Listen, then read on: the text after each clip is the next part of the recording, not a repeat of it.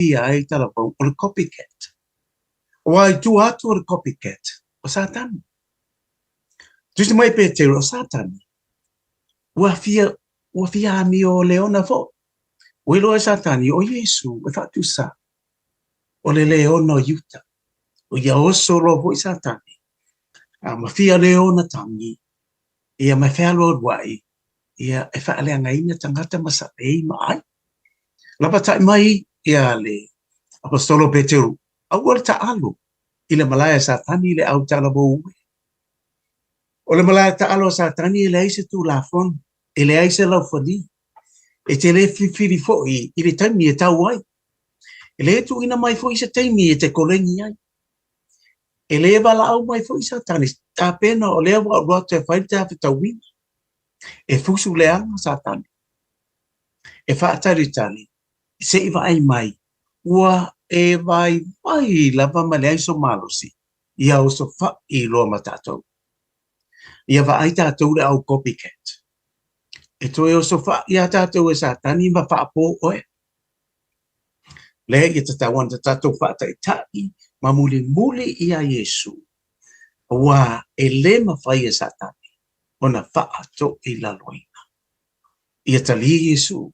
E te ola ai ma e fia ai. Ua manatua. E le lei mo oe. O le ese tatu pu funeral directors o se fale maliu Samoa o le tali foilea o taimi whengata o na o le malanga al maliu maleoti e mawhai foi o na latu awina atu ma awina mai tino maliu o e pele mai so o se atu nuo lalolangi wala au no le ese tatu pu funeral directors i le lua no lua tolu fitu o pea fiuane ele se fulu malebalu Norman Spencer Drive in Manuka City.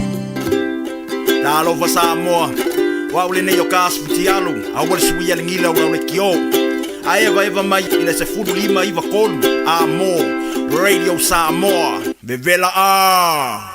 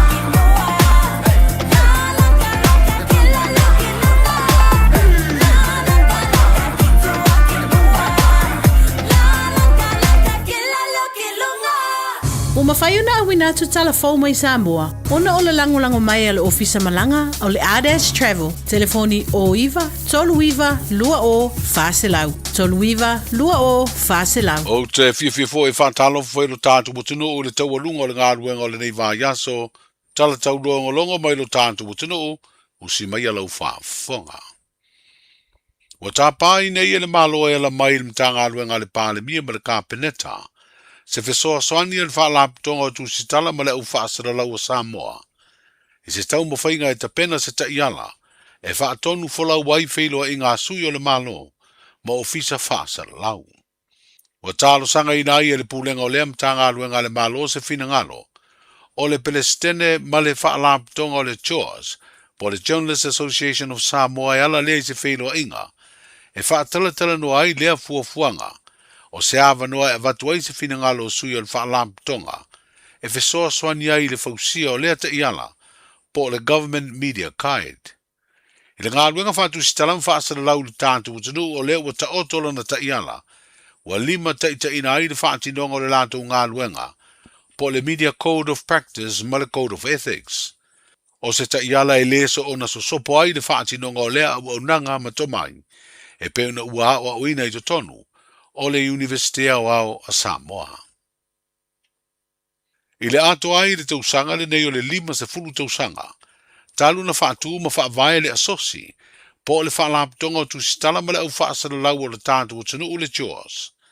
O le ua pine whaamau nei le tele o nei tausanga o le whaalaptonga, i le tatala ina ai o lo naurua i ofisa tu te tonu mautu moa na ngā luenga whai, ina uanga le i ai le porkalame fesoa soani, mo ngā luenga whaatu sitala ma whaasara lau o le malo Australia, e whaapitoa ia tunu o le Pasifika e au fiai Samoa, le ai tau whaapupuu o le Pagmas.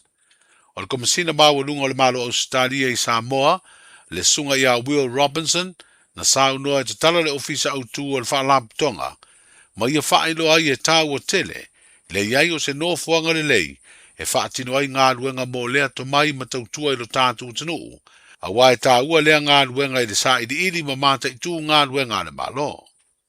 O le minsta o tupe, o stasio sui pāle mia le fionga muripola ana rosa ale morio, sa ia o oti le lipine, e aloa i ai le titalaino le ofisa, ai sa ia sa unoa ai foi, i le tā ua o le pitola au atu sitala ma le au whaasara lau. O stasio potu o le maunta o le APM building i sa le ufi, i le fonga whale lunga sa ia i le ofisa autu o le pulenga o le suavai, i tausanga umawai, wa whaangai o ia i nei le ofisa tu tonu o le Chores. O le mawai peo tau mafa le tūlanga ngafa tau limaina, o se au tū tāua lea i fuafuanga alu mamao, a malo au whaatasi, e tau ala maila na whaalaptonga o tau mafa le rangi. O le tausanga le nei wa whailunga i e lea whaalaptonga le FAO, lea aso tāua i Samoa ma le whaanaunau ta inga, e una i ai pēre ngalue ino whaatoanga i le whaatoa ai o le lauelele. O le aso tāua, o ngatasi ma le whaamna tuina lo tātu utanu, o le valu sifuru tausanga talu na whaavae, le whaalaptonga o malo au whaatasi, na fufua mai ai le whaalaptonga o tāu mafa lalulangi, le Food and Agriculture Organization. O le sini au tū, o le aso whapitoa mo tāu mafa, ale lalulangi, lua sifuru lima. O lo o ngatasi, malata atoa ainga mamao i Samoa, e pei o le ngafa tau li maina, le whaaitu au, ma le mau tu ngā, i o tātou kurukuru lima whaatasi, ina ia mau tau mafa, mo se rumana i manuia. O lo whanga mafa mai, e le sini au tū le tāua, o le ngā lurue so o tau au, o vaenga ma oti umare maru, ma tātou pāanga, e amata mai whaururunga le maru, se ia o i whana wit. I leso, i lo tātou poto ai e whamanatu le nei asto whapitoa, e whaaleo le nganga o le whaafitai, i le aua iai usui mai whanawa onga ma whaia onga, mo le whamanatu ina o aso i tau mafa o le lalu. O lo tau ai, o se whamanatu tā ua, mo i tātou uma. O le rumalai manuia, ma le maua i pēa tau mafa i Samoa. E whaalangolango lea i rea awa o ina. Ma le tapu e le ina o le ola tupu o a tātou whanau lai. Se vaenga le saunga ngā utu, a le minstalango lango le tanga aluenga o whaatoanga mawhai ngā whaiva, na te tala ai le aso o tāu mafa lalulangi, le fionga ai o lupotea Misa Tony ai o lupo. E tō luas futasi alu mawhanau o le tātu utanu, i la tau o lo a onga le tomai o le kukaina po le ngā seseina o tāu mafa ese, i to tonu o le kolisi o matata ese le malo Australia o lo i veivase, sa la tau maua seisi tomai, e ngā sese ai tāu mafa le atunu o Japani, e ala i sia o onga le whaatino e nisi o le atunu e tāle nia, ma iai tomai au au ina, i le ngā sesenga o la tau lava tāu mafa. O whailoa le ofisa le malo Japani Samoa i se pepa o whaamtalanga, o le tāu o lea o onga i le ngate na whaasoa atuai tomai, o nisi ma Japani e maua lunga le tomai le kuka, ai wa o ina i fo i mawhanau e luas fulua Samoa, i tū maanga nua Japani e whaso o tai tāu mafa, ma le whaonga ina o whasila au e lua e tāu mawhai, po chopsticks. O le sushi o se tāu mawhai au fiei le reisa, ma le whasi aota, e loi le sosi Japani le kikoman, e whapea fo i le sashimi o le tāu mafa leo le aota feu, e fufui fo i le sosi le valea, ma le pauta feu o le wasabi, o ni tāu mafa Japani, ma to o tere nisi o le tātu utanuu, o fia tāu mawhai. O le whātu ina ai mo le teimi mua se vaenga o le tāngā luenga o leo, whale pui ma le toe fuata ina e su e ai, ma sa iri fo i ngai o inga soli tū la fono, e mafua mai feso ta inga wha teknolosi po le Cybercrime Unit, o se au nanga malu o le malo i lo tātu utinu ua matua langolongo ina nei, e le ta i komesi na fau leo le malo Australia. I lana urua i saunuanga i se porkalame matu sitala o lea atunu e ta ua o le Press Club, sa whailo ai le tamai ta i komesi na leo lea malo, ia Chrissy Parrott, o sa mo se isi whailonga ta ua leo le mautali atu, i ngai o inga whaasori tu la fono, e mafua mai feso ta inga wha teknolosi i atunu o le Pasifika. O lea tau mawhainga lo feso swani ai leo lea malo, e una ia lona whaavaina i au nanga uma leo i atunu o le nei wha i tūrangi. Manuia tele le wha ingo le vai aso tātou, pēroa i le vai aso fau mo se wha poponga, a mo le nei temi, 24 hours a day, 7 days a week, Radio Samoa streaming live on www.radiosamoa.co.nz. Look around! Look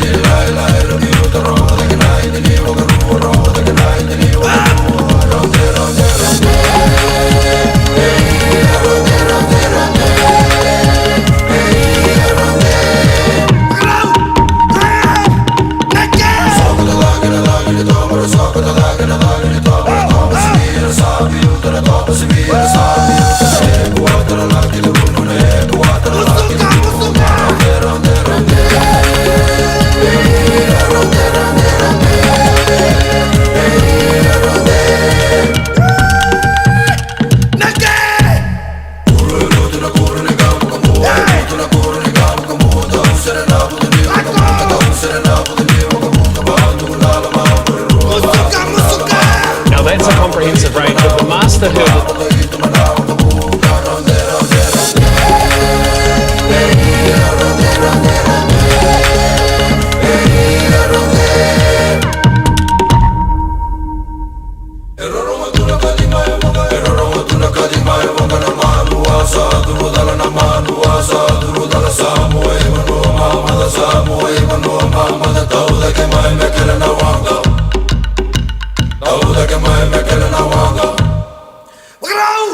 Lewa tula mele tanto temile wanti le nei fuvang la fiafi ya male to tual radio Samoa flima vitolo amomali tanto por club me fanga solo le nei fuvang la fiafi olona so freile ya ma olisi ui fo yo fe amngenga sa fianga mali tanto tinu mai la fo ile amatango le nei vayaso ya ma tanto to nu mai le fai ungo le nei vayaso fe amngenga pe ona masan ye tanto ma wa tanto ye fo ile tawlunga ya o fe amngenga le nei masina o tanto la si ele tolu sumale tansi onso o kitopa o le nei foi te usanga no winga le o tanto fa ma vaya o kitopa ya ai tanto sauni fa filo a November ya makaka usava le vale ko ya fa ngone te usanga malo nga lue malo fa malo lo si malo ya le fina u fi am ngalunga pe o na masani ye tanto we lo se me fa ngofie lo wala usu le tai au te usu te finga wenga ya fa pena fo le tingo la woli o manga ya la moe ai ko ya lu ke finga wenga ya mai la to fo o fa pena na ta pena ma fa sa un ya tu ile se fi popo ila tu nga lu le po a o so se te mi la te sa un te finga wenga e le o se te mi finga fi mo oi ya pite ya ne ya e tu lava lo le lava malo I va malo fia moe malo fia ai a malo fia ka a ai fa mo longo wenga ia leanga o ina o le fatu le nae totongi ai au pili ia mafafanga ai lau whanau ia matotongi ia toi manisi ta maiti o leilo lo solo I tutono au kilani atulanga lana ia e fa malo ma fa tai atu le tanto tinu ia le ngā lulu e malo fo le fa malo lo si fea mngaruenga pei o na masani ai amu ia ilako ele a fieta mama tina ua tatau mono mea iai le benefiti au tātou le tupulanga talavonga le karikari le aso lulu po le aso kofi ke kua le kiuma ero kokosi lau ka e maua e lau pengi fiki o lau tatalo I le atua le whainga malo ani usila masesi whainga malo o luma na inei ia lava le ka I luas fuku ka lau pengi fiki a ka kouku pulanga kalavou luas fuku ka lau le vai aso se ia o ai e lo mafau e te alu su e sau ngā ruenga ia mawhai isi si mea le lei nailo lou wha lango ma e wha moe le benefiti a ngai ke lea u maso ia ma ela I kike kakaunga e alu e su e sau ngaluenga e te whai ngaluenga ai uilea ia o le taurunga nao wha ngaluenga pe o le iei tātou I le nei fui vai aso ma le nei aso whareile se forma le tolu miru te wa te le fitu ma le tautua pe o le masani iei tātou ia masani foi tātou sa vadvalia te wa ai le talo le tau pe o la se tūlanga o iei le talo le tau mo tātou whai unga nei vai aso wha ngā solo iei au fufuanga ma por kalabe wha ngā solo ia o le whai unga o le nei foi vai aso mulimuli o le nei foi masina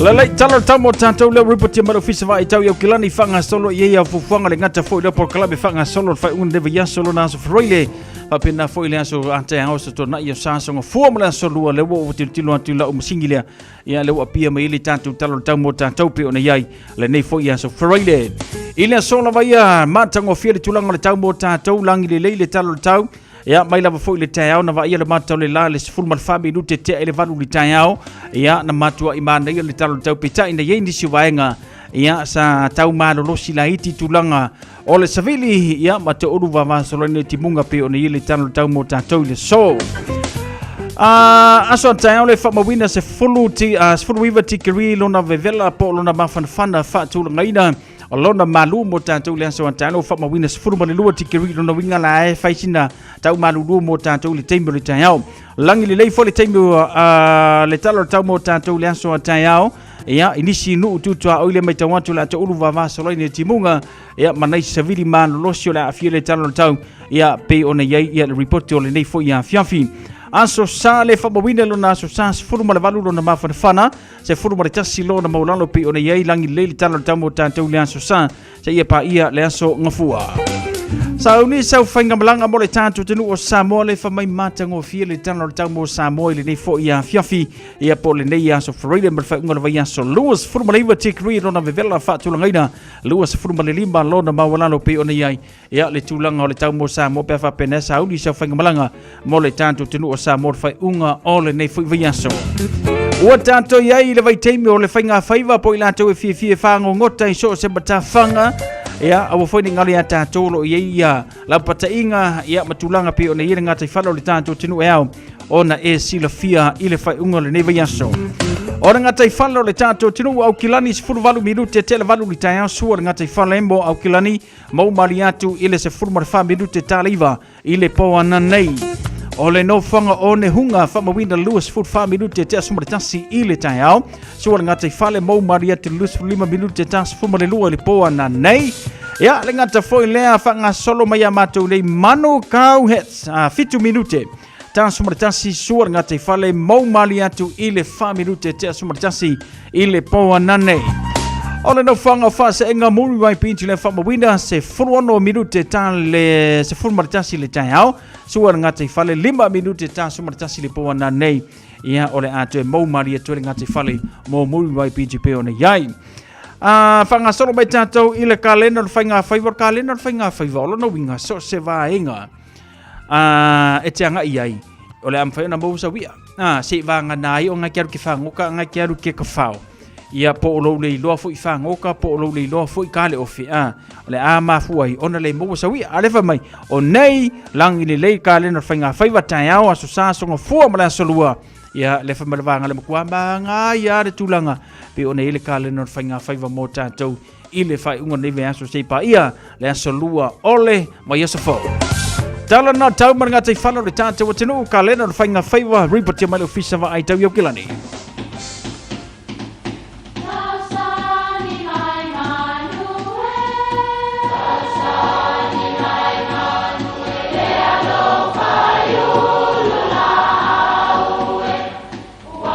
E o whanga manu i ululu o la au, awa e whawhanga i funga o la au. A o le tangata e whawhanga i upu matala. O le mawhileo o alanga upu mamuanga ngana Samoa maona whaapongai e a fua ilo na sio mianga. O lona lea sao i le whaatufunganga o le iloa whaale aso mai le tautua se ia o ina pule. O alanga upu mamuanga ngana ua lanto mamanuina le tō whamanino a Samoa mana tua foi e tau fitau muli le atunu. Lau pule ua tōtō te tele ua au sa paia whātua ele. O le whātua ele whātusa i le ele na te talia ina le suavai.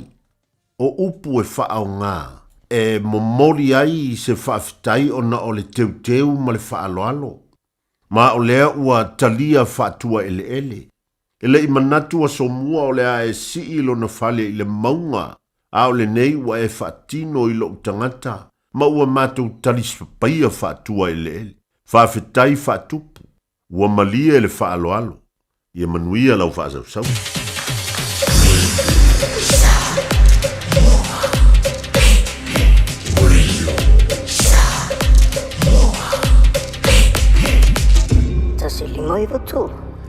O se oso ya asiava atonia tuipea ma le whapoponga le nao le tātou por kalame mau whaasaba moni taurunga iai fo le tautua le sunga ya asiava i le whai unga le neva yaso ya ma le tātou por kalame pe ona iai le nevanga ole a fiafitalo whaetina ngaua ia ma ai whalengi ki o whale konguka kou ai maloa whaafteile on sa ia pe a whai o ngai kau a whale tonu le tano le tau ia o tau.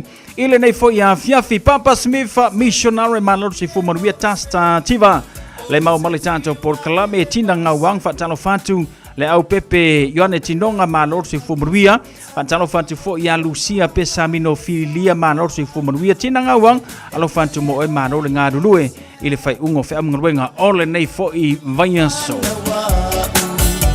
sai I o tete malo o ino fasi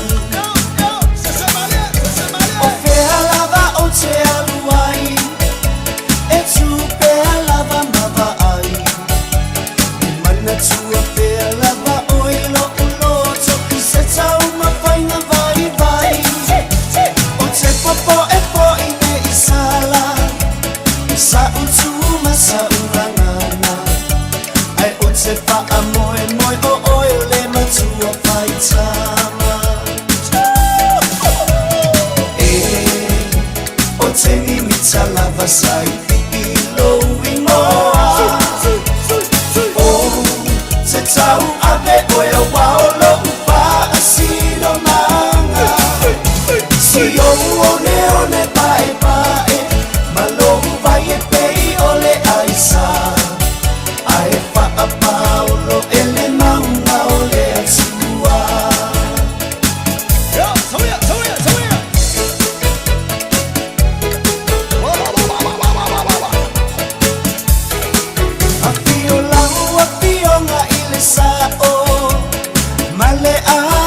sofa susu alema uku aloba apusu anga mausoli ina maliu mayele pale pitu la peta la ingata tau fainga fa ape ale pale upolo sale muli anga elenga lo lava ileanga o au na ale tua kale bele fi matau sunu o lo lulu ele la mosa le lua mama tau aina e kale sia mamona le apana male so pitu ia pia pia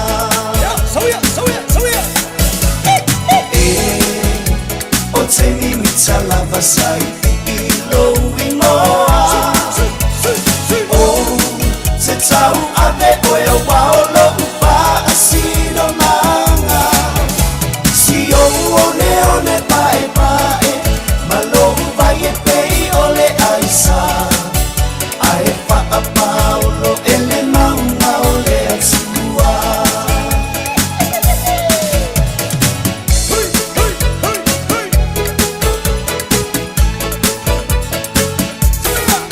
sai pipi o ualopana mo o ele mana mea sama pana uso o sei tu ole lalo lanyo elango na ina o lau tau tu ala valena itale ni maso o se matata ia fa amanu ia lea tuo to mamana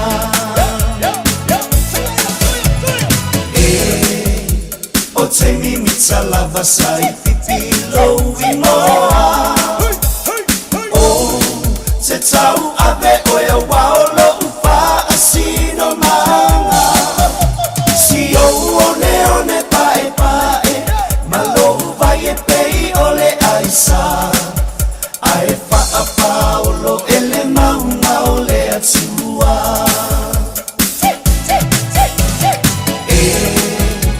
o te mi mitsalava sai pipilo imoa o te tau ave o e waolo upa asino manga si o one pae pae malo vai e pei ole aisa ae fa a paolo ele maunga ole atua ae fa a paolo ele maunga ole atua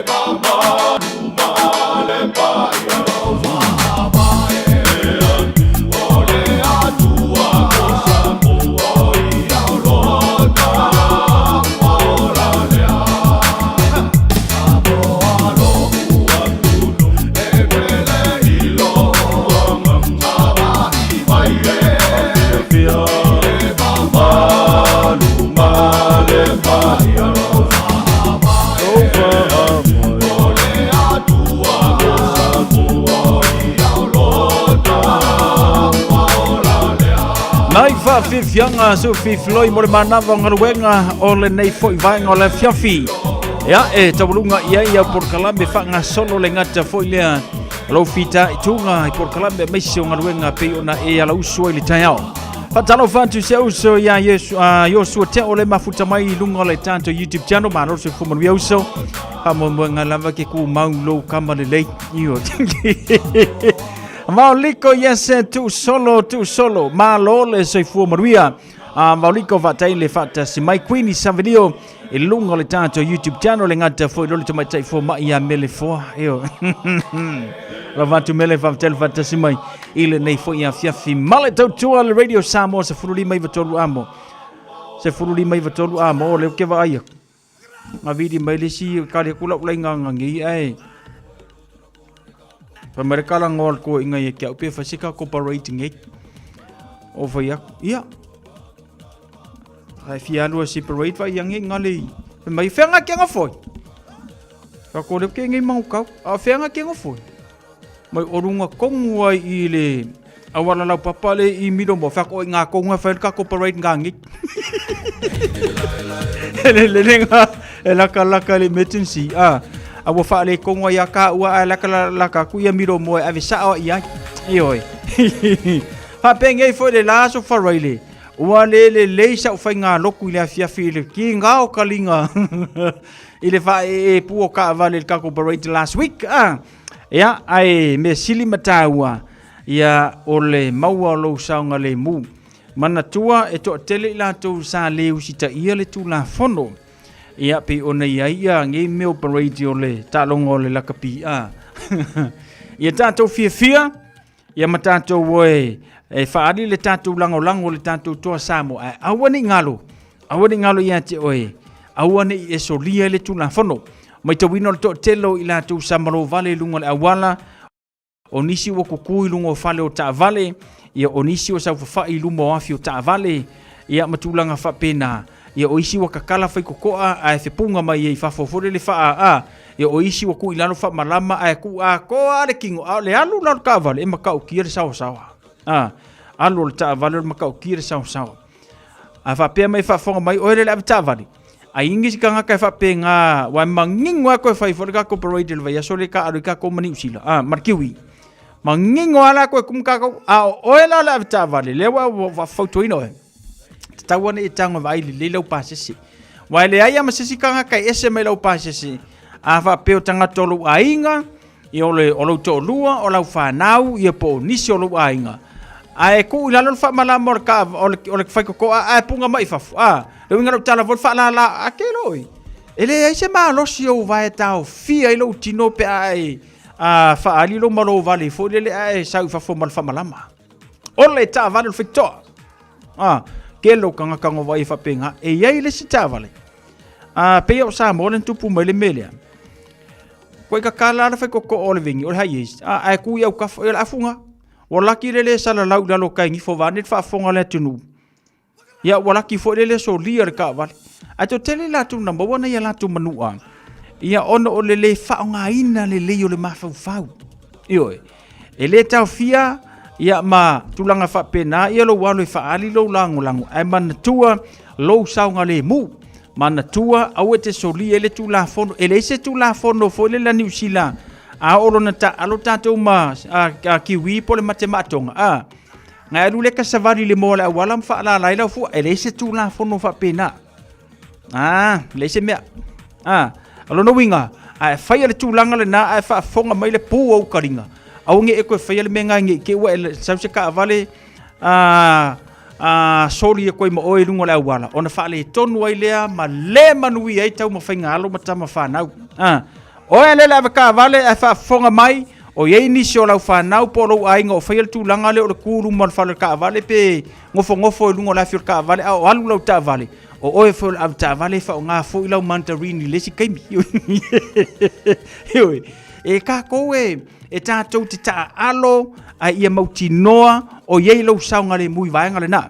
ai wol fa dia malo vale wai uma solal malo vale ia ai kau lau fangu TV ilele i mido moa po festival mai ave ai oi lo no winga la langor kele me te vai ai e sua lua male ava malosi e iai male ava malosi filongi ai le vaenga le na i lo la tiute male tata longo le tato porkalame mana tua lo sanga le mu fa mol mol o lo sanga le mu o le mea sili le na mataua ai vai la lenga kabale so le o langi lenga ale mele fela utala o kangaka le ko kulungo fale uta vale masafu fa ilu mo le afio le tap ale o ka vale so le makau kira sao wala var sao ngai ono tupu ai se fa lave ma u mai se o lo sisi kangaka ile mele na no winga la o oil avta vale le te fa longo mai ai se lo ai nga fa yele va ngalena ia o le ku a ko i fa for king o le fa malama fo le ku i fa malama ai moru fa te tauna e fa tu ina tangata le na a wo fa yele na mea fa tete ina ni ma wantu se ola ma se soifu a o tanto wanga tu ile fa ungo le nei fo te usanga ile krisimasi male tau sanga fo tanto fo ia avta vale ai alu le parade ia o te tau mafa ile ava manosi ia o nga wa kele foi polo ka leo ia kau foi mangai leo ese le ko leo si kai fa ku anga pa mai o leo anga pa mai kali ngi sila o ke leo afu ka mai kiki io nga le fa le kongu mai ya fa nga ka ua tape foi e makau kia tanto famurianga las fanamala soi fola utanu mai le dei fovanga la fia fitolu fitu tansili mai vitolu le tanto laina lo matala tu mo oi pa pe le so ya lo waso soi fu na vala mali ya tau ele tanto laina tolu fitu tansili mai vitolu pangama foi lungo le tanto Facebook page male tanto YouTube channel ya le ngata foi le tanto email yo le on air and radio Samoa go that and said mau le le famurianga la so fana mala so soi fu ale fautuanga na mo tanto wala valo sango le mu ia au tanto wanga tu mu fai unga ole nei foi tu sanga ai so asa fanau ya lewa mo la vando mo ole nei foi wanga la fiafi ya fa mo rielo wan so fanau quindi san velio mele fo fa tel fantasy mai so uso ya John Sotel allo fatu fatalo fatu foi so uso ya tia le mafuta mai nge fiafi lungo le tanto YouTube channel Lotto mua valo ia lo sister alo fantu fa tele fantasy mai le nei fu vanga la fiafi ya male tanto proclame ngalu afile au pepe malo le sei fu maria alo fantu fa tele fantasy mai ole tanto fa maria ngala so fa now lo tenu mai le nei fiafi birthday greeting to Reverend Carrie Manga vivi fa ya e manto lonto ile li ua mafaio na fa popole nei ya so lo sei fu maleola awale au nai le atua malona fina ngalo a maise le tato mafutanga a o maua pea leola manuia tele lo fast fitu tau sanga ile so ila susunga Reverend Carrie Maunga we pray God continuous a blessing over you always. Thank you for all that you do for us, your family, looking forward to many more years of love and laughter with you. It's plenty of fe'e today. Happy birthday, brother. You're simply the best. Love from all your sister Liva, Mana, and your nieces Nini and Maipo, and your Sefa. Manuitele, lo wanso fanau, lo wanso soifua, ile nei foi vainga ole a fiafi.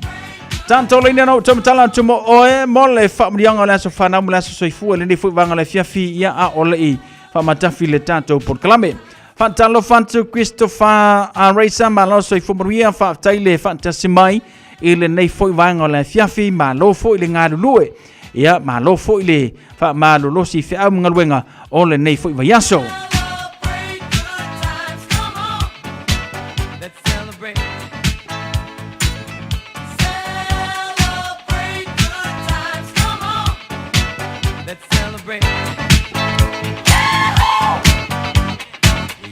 Celebration.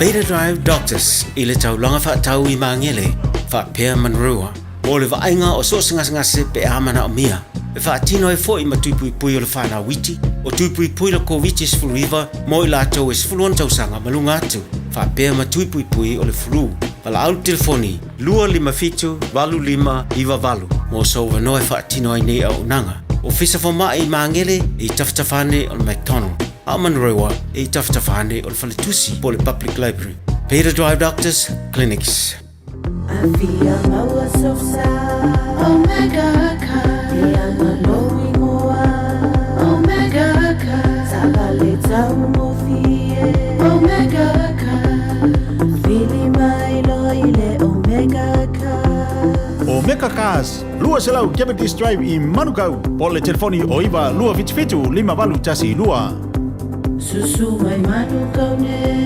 Omega ka Umalole keisile Omega ka Radio Samoa Taslima Ivatolu Amo Lalai o tātou whamarianga nā las whanau mala se fuala o tanu mai e tau le refu wangala fia fimala e tau tua le Radio Samoa se furu lima iwa tonu amo. La anto umalava lewa aulia mali so tua so whanau maso soifua o lau te tano ili atua ia toi whapopo nisi aso se tele. Ia ili ola mar soifua pe una iai le nefu wanga ole a fiafi ia male tulanga pe una iai lo aso soifua.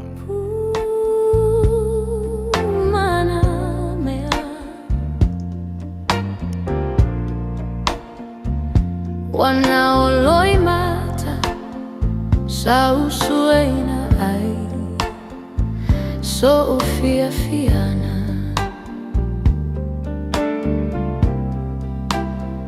Lo fatu atae Wawa umisia Lo suafa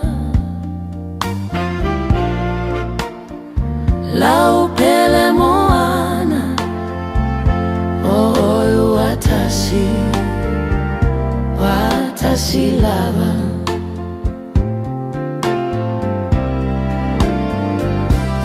Famanalo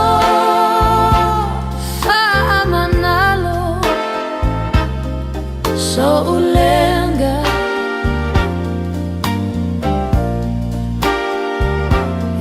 So sese Sao faya Ave amasala Lo fatu atae Wa omisia Lo suafa Lau pele moana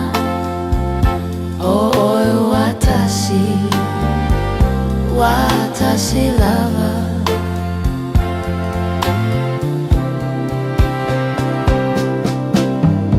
Lo ufa moe moe Lo tama na o Vai mai sautali Le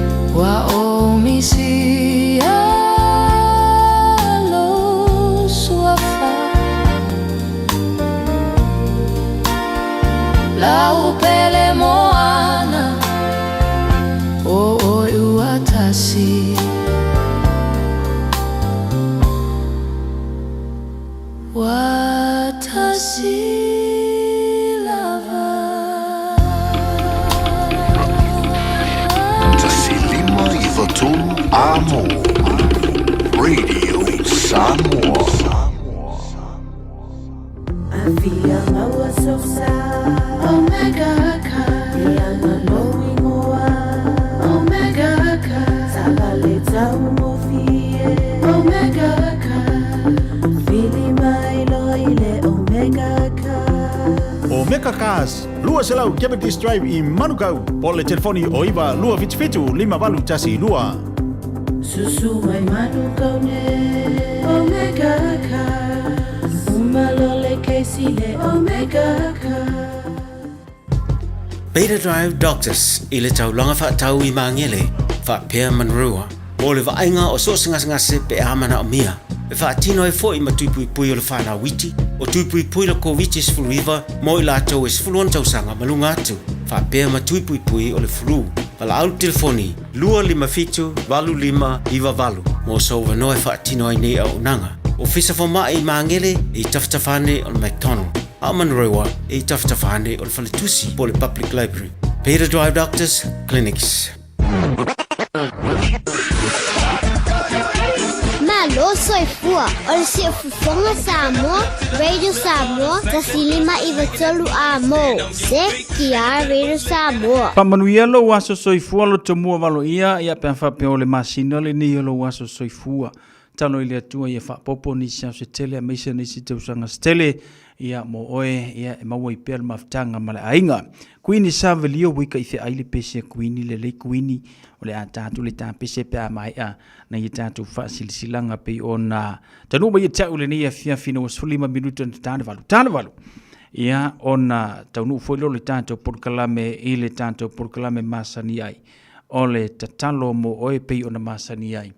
Ia le tautua na itina ile fai ungo le nei vai aso lo naso fabili ole vai aso aia e fifiloi mea le leima mea le lei ia ole vai aso fu ie ki le fa pe ke aka mea ile aso nga fu e kaule aso fabili io e ia le kai me ke aka ia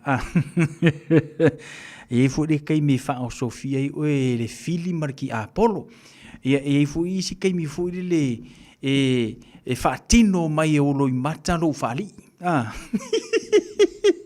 ia ngai kangi ane fa pea ko ai ngai kangi wa fia kangi ele lo ela ngai kangi wa fali ai mafua na fali ia o ye foi me tupu to tono le loto I falo ainga ele ai ma se ainga e atoto ioi o le tanto savalinga foi ma le tanto wa fo launga I le neva I temi ele sa o se lau pasenge I pe le kero kaimi e ia le teimi e fapena ia ona fa le tonu ai tanto o le tawala lena ma le aunga lena o le tanto por kalame pe atale tu lai valu o le pray for you ai mana o mia na le tatalo io e mo kingo ai ke mo mia tatalo tato uma e mo mia le tatalo io se vanga nga ia lang bo masangi kakalo kai au kakalo le wori kakalo le fiafi io so se mea fe ke ferwa ie lunga awala kakalo la ka ke susu pese maka kira lunga awala ia fa pe aka ngakala ka ke ku ala ko ele le fa la kakalo io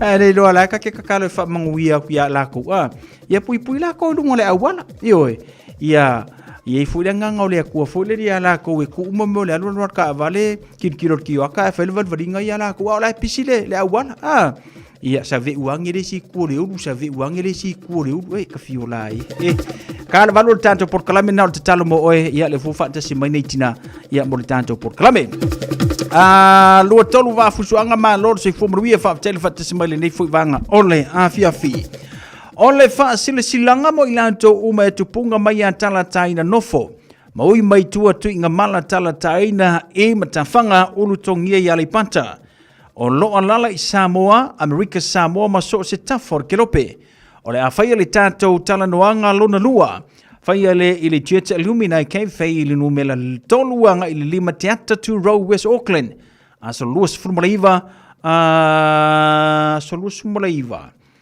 November lu o lima asoto na ile se furma le lu le woli ma tau te val awantu ile ava ma le fa'aloalo I pa ia ma le mamalu yo o tau tulanga fa'alupe a fio mai matala mai a ao o lole a wai mai o le ale fa'atali ai fuafuanga le tanto ai nga poto mo se whaafesili whaafsota mai le telefoni ni usila le olua fitu whaalua o tasi lima lua ono po le telefoni a au se talia le o whatolu lua valuiva iwa lua iwa fitu sainia tala taina valusia tala taina le ala isala no William Palmer tu inga mala va lotu tala taina i fopo ono sai Palmer o lo sainia le tātou whaasila silanga lena.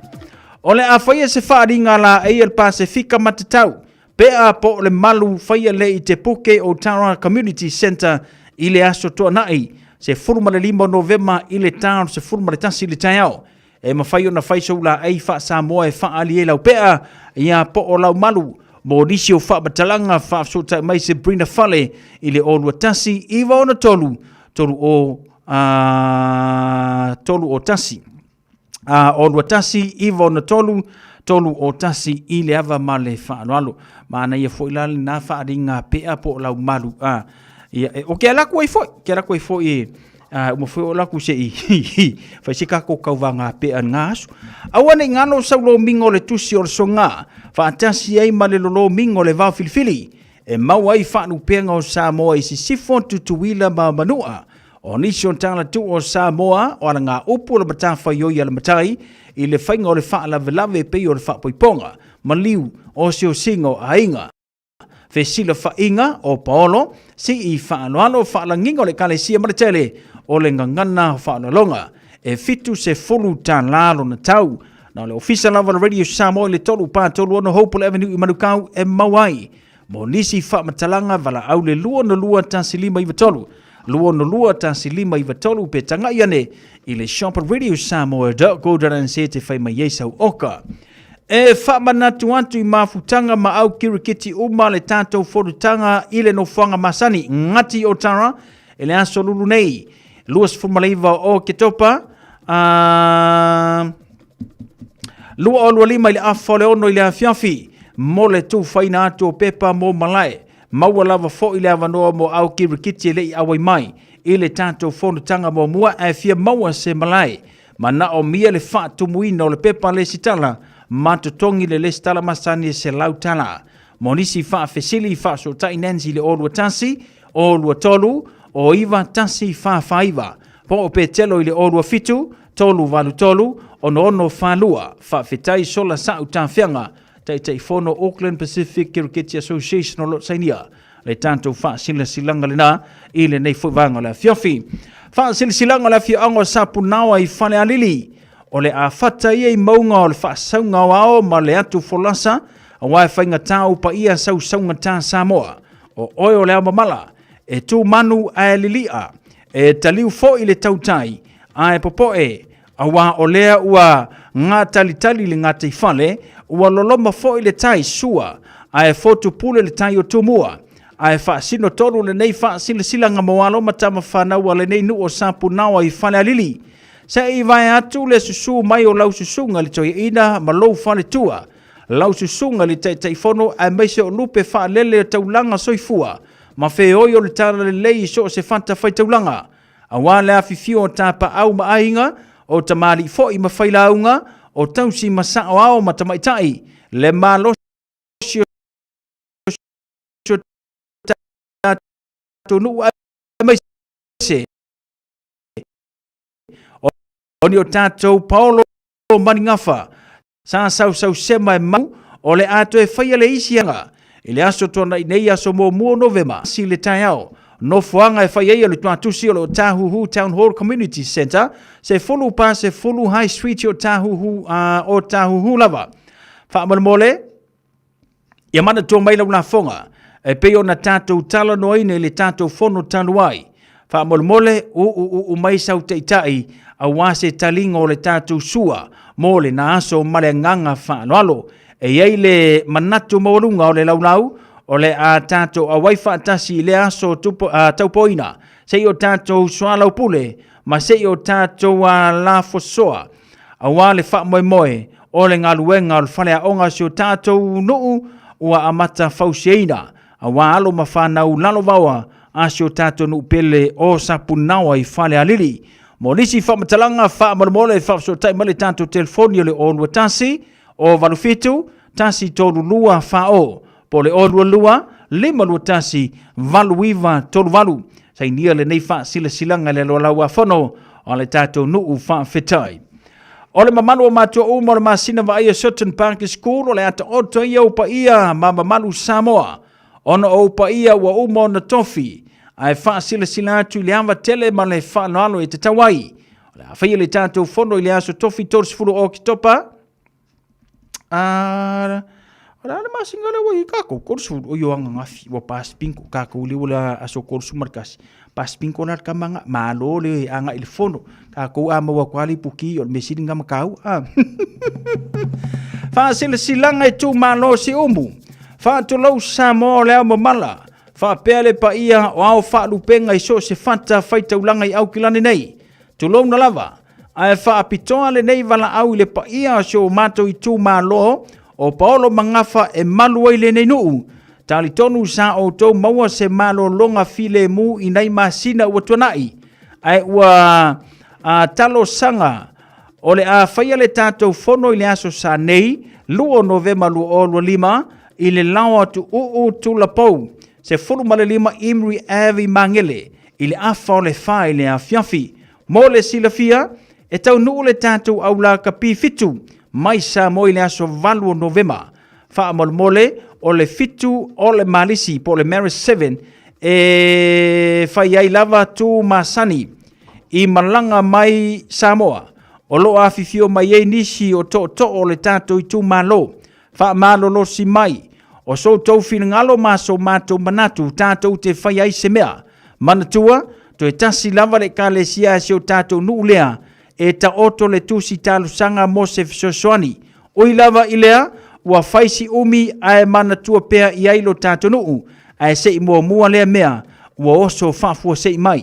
Whamai mai o le a tātou whera i ai, ma le anganga whaanono lava, sei ni e tu whai ono tu pola lafi tu tala epa tu la pau olo, walau le telefoni o le olua fitu, lua ono iwa, fitu whaalu ono whaaftai, o le tu manolo, sei ni e le tātou wha sila silanga lena.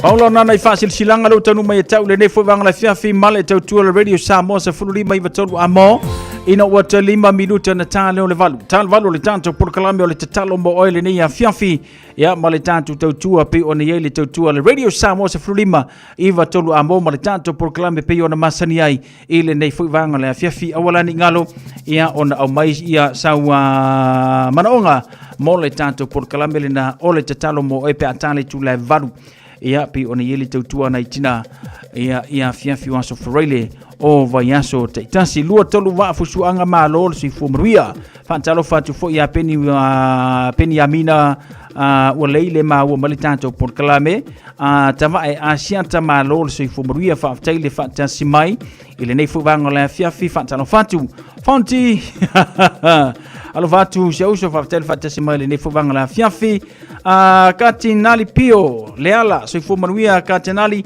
alo fatu mo e fa taile fa tasi mai ile nei fu vanga la fiafi male tato por kalame male tautua le radio Samoa se fulima iva tolu amo.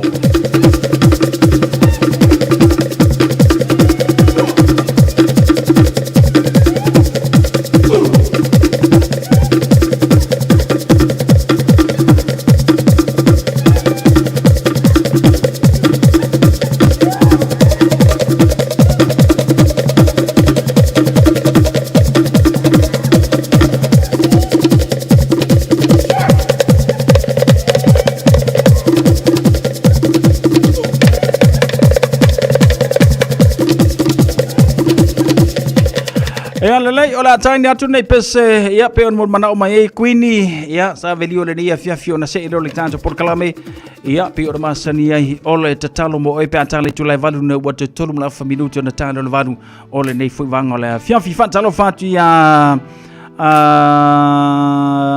sena se asenati tu manor se fu mo fa tel fata si mai asenati ano fatu mo tele ta fonga ma vanga ole nei fu ya fiafi.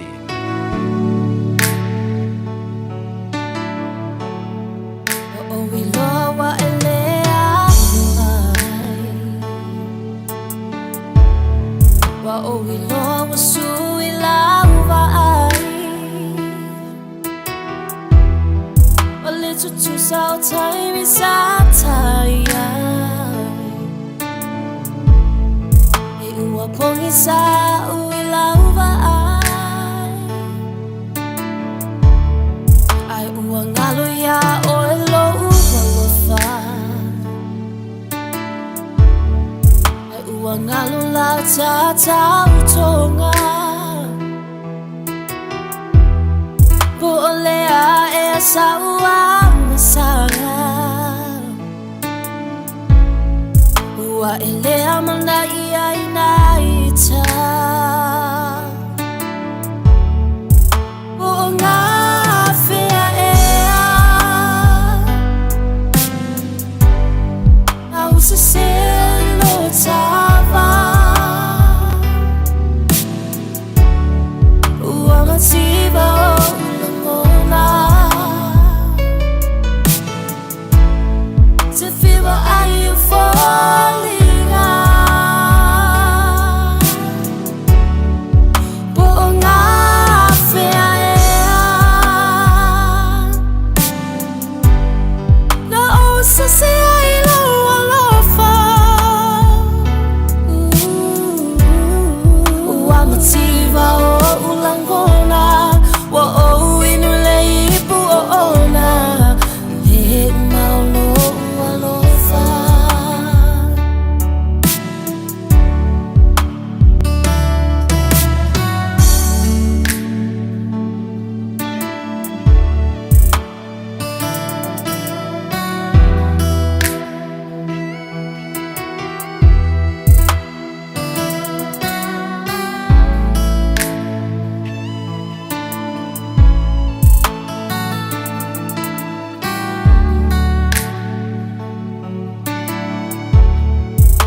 Pangau nei tinga Be ana e lo mai ita Watau aso lo ua lofa Wa o inu I o loi mata Se tu atu oe e te alu E te alu malo nei fatu O te le tau I atu I lo leanga O le atu alo o sila sila O ngā whea ea Au se selo tawa Ua mativa o langona Te whiwa ai u whalinga Po o ngā whea ea Na o se se ai loa lofa Ua mativa o ulangona Wa o inu le ipu o ona He maulo ua lofa Po ngā whea Po ngā whea ea Au se selo tawa Ua mativa o langona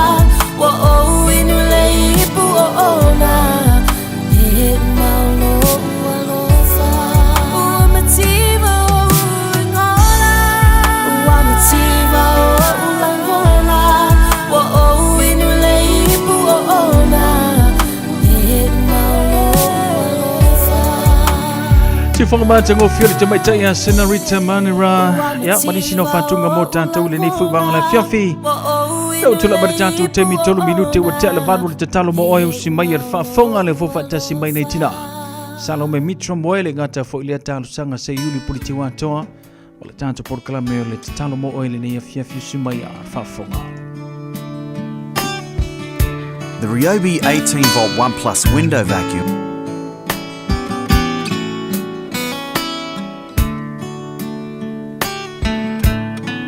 Mai le vavau I le whaavavau Tu mau oe O le papa E le malue lue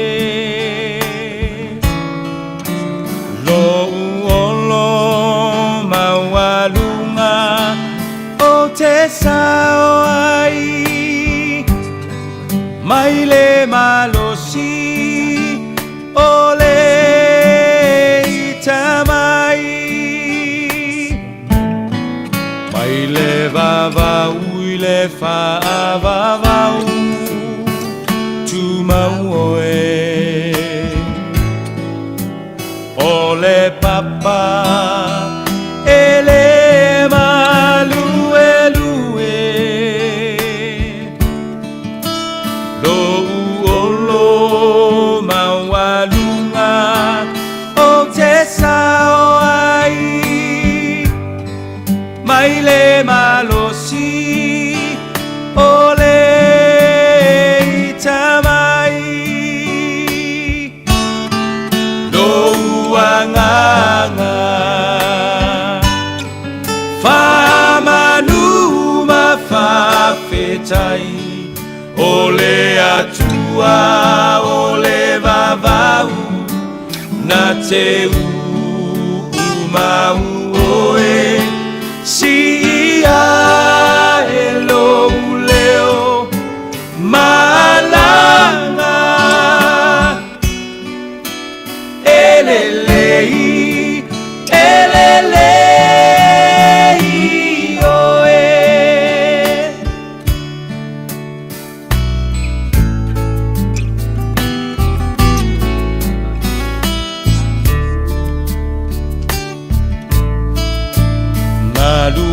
Malulu e mea uma moa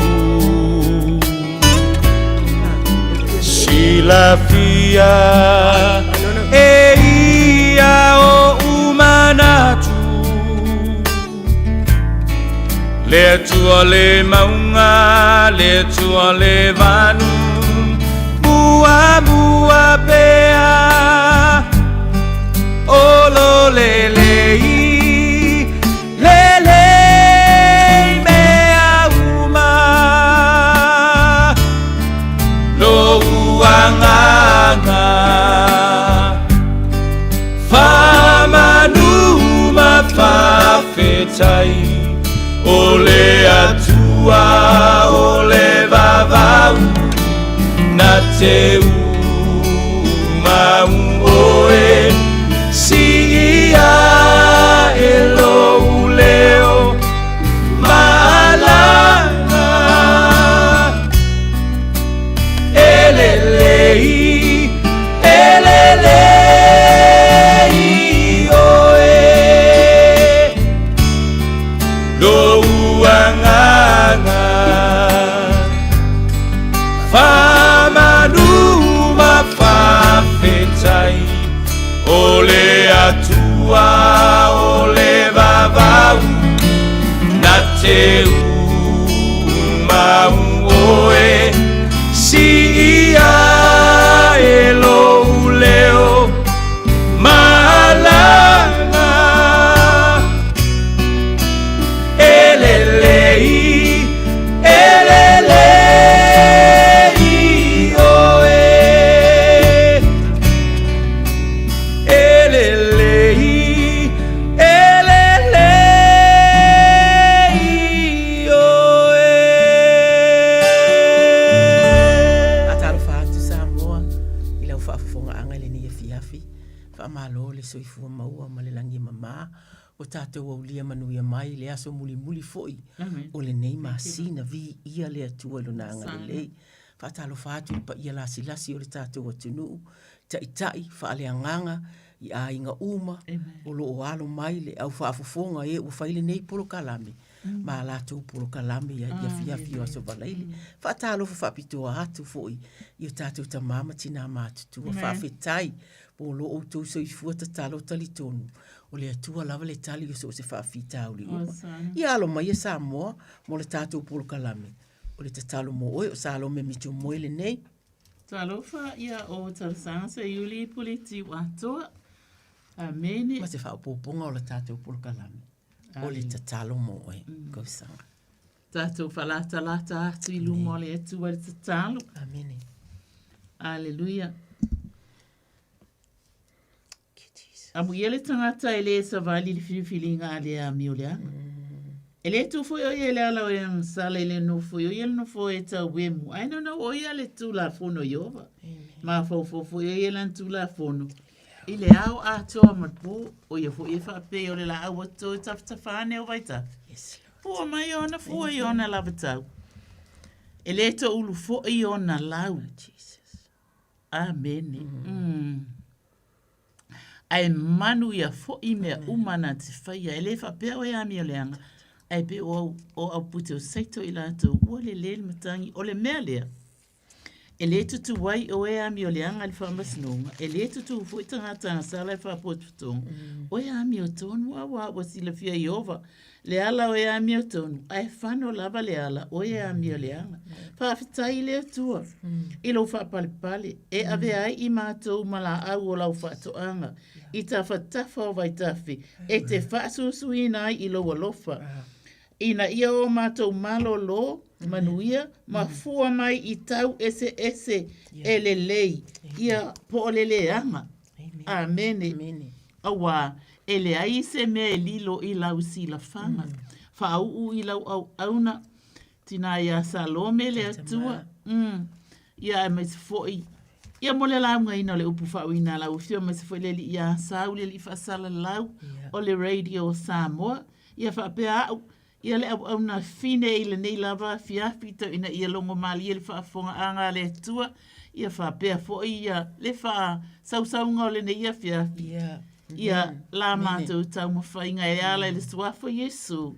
Amene. Amene. Ia le atua. O sa tātou whaamalosi le nei ia fiafi. O le a maua mai le salamo. E lima se fumaleiva o te whaitawina ni nai whai upu. Masina tātou whaamalosi. O le tatalo a tāvita. Ia lavea ina o ia. Fai mai o le taimi lea aina. Taimi lava o le toa tā mai o le tupu saulo ia tāvita. Lea sā sola solai. Ia eilo e tāvita o lai e tangata lai lama mai ia. Nai fai upu. Mai lo o tu wai ia e lavea i mai a te au. Ie o ita mai a te au. Ia e wha amamalu mai a te au. Ie o langa mai a te au. Ia e lavea i mai a te au. Ie o whai a mio leanga. Ia e wha aola mai i a te au. I tangata ua toto lima. Si i le whai tau o le salamo e le masiru iwa. Si i le whai tau le whai upu e iwa, whai mai. O te nau atu lava ia te oe ona olona malosi o le atua lea. A wā o le atua o olo mawalunga ia. Whai upu e se furu ma le ono whai mai. A o au, o te pese atu i lo malosi. O te alanga fia i le tae au. I lo walofa mai. A wā na whai oe mo o olo mawalunga. Ma o malu i le aso na puapua ngā ina ia. Whai upu muli.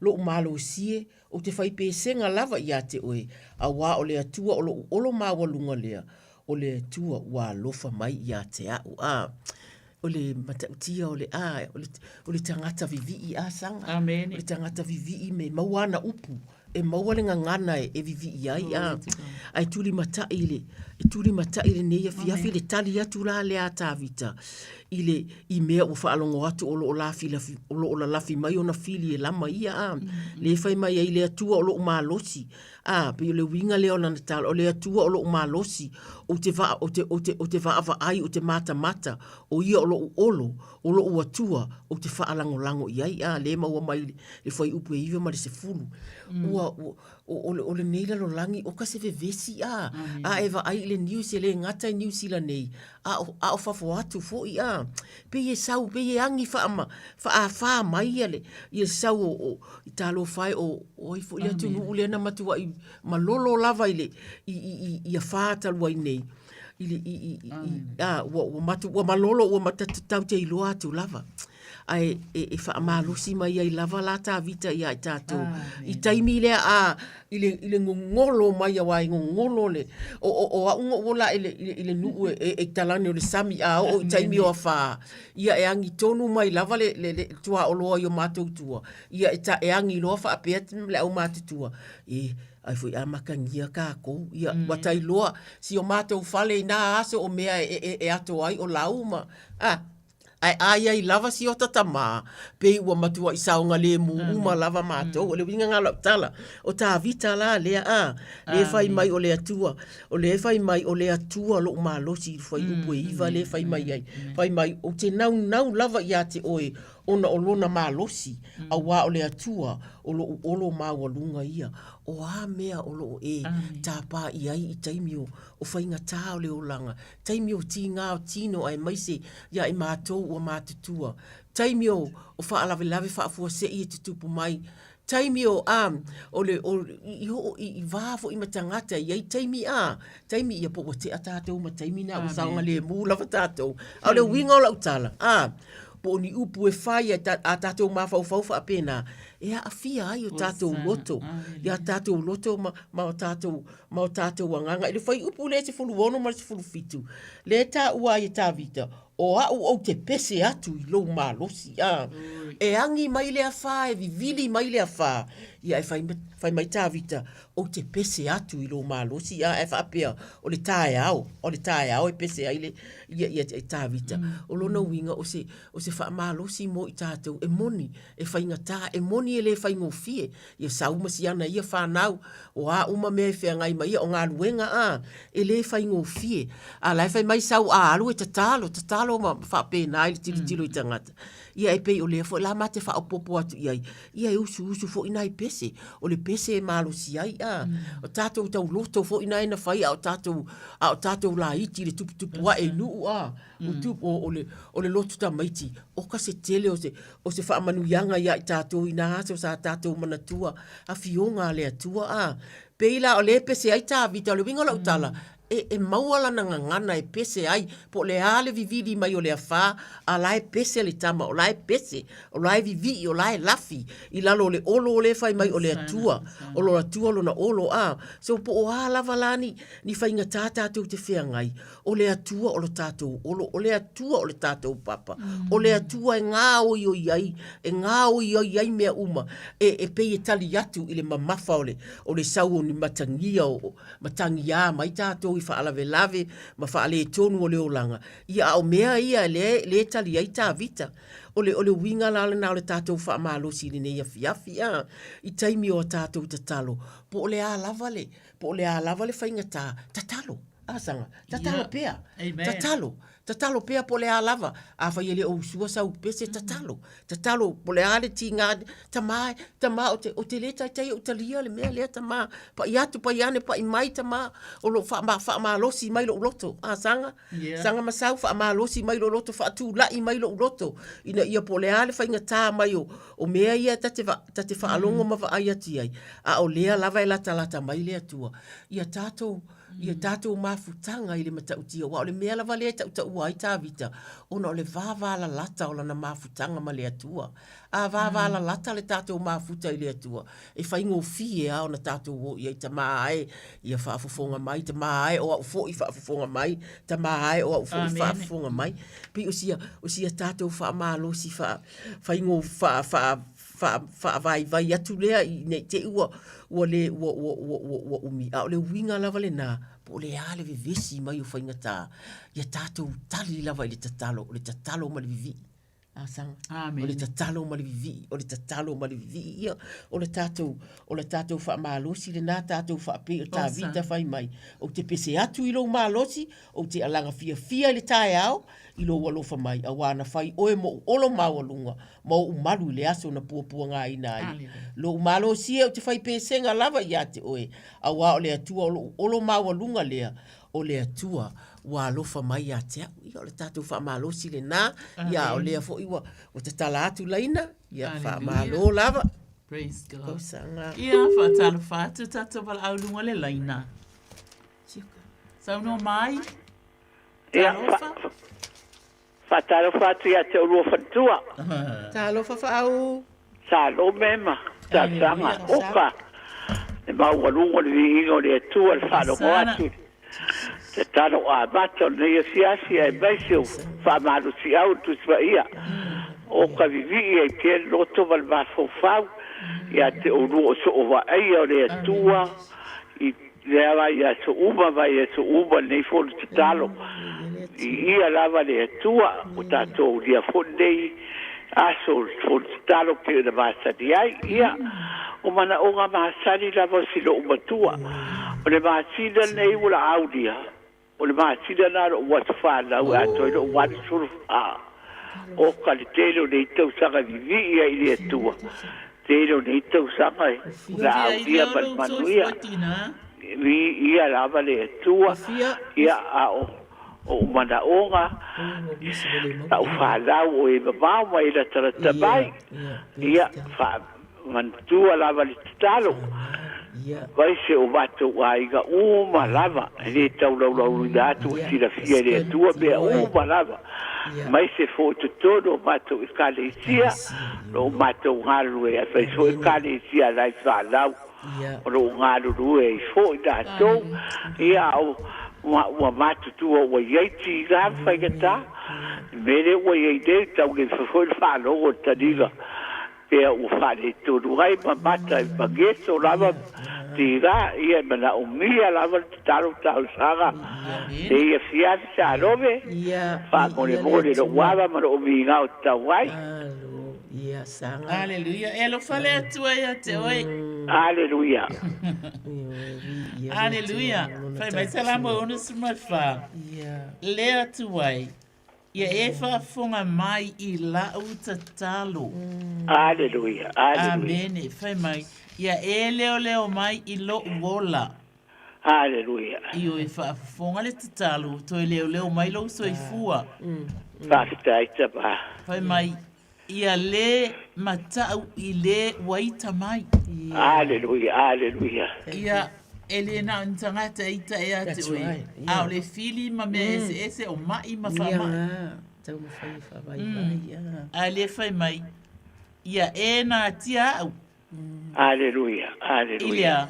Ile tau pulenga a e a mi o leanga. Aleluia. Ai.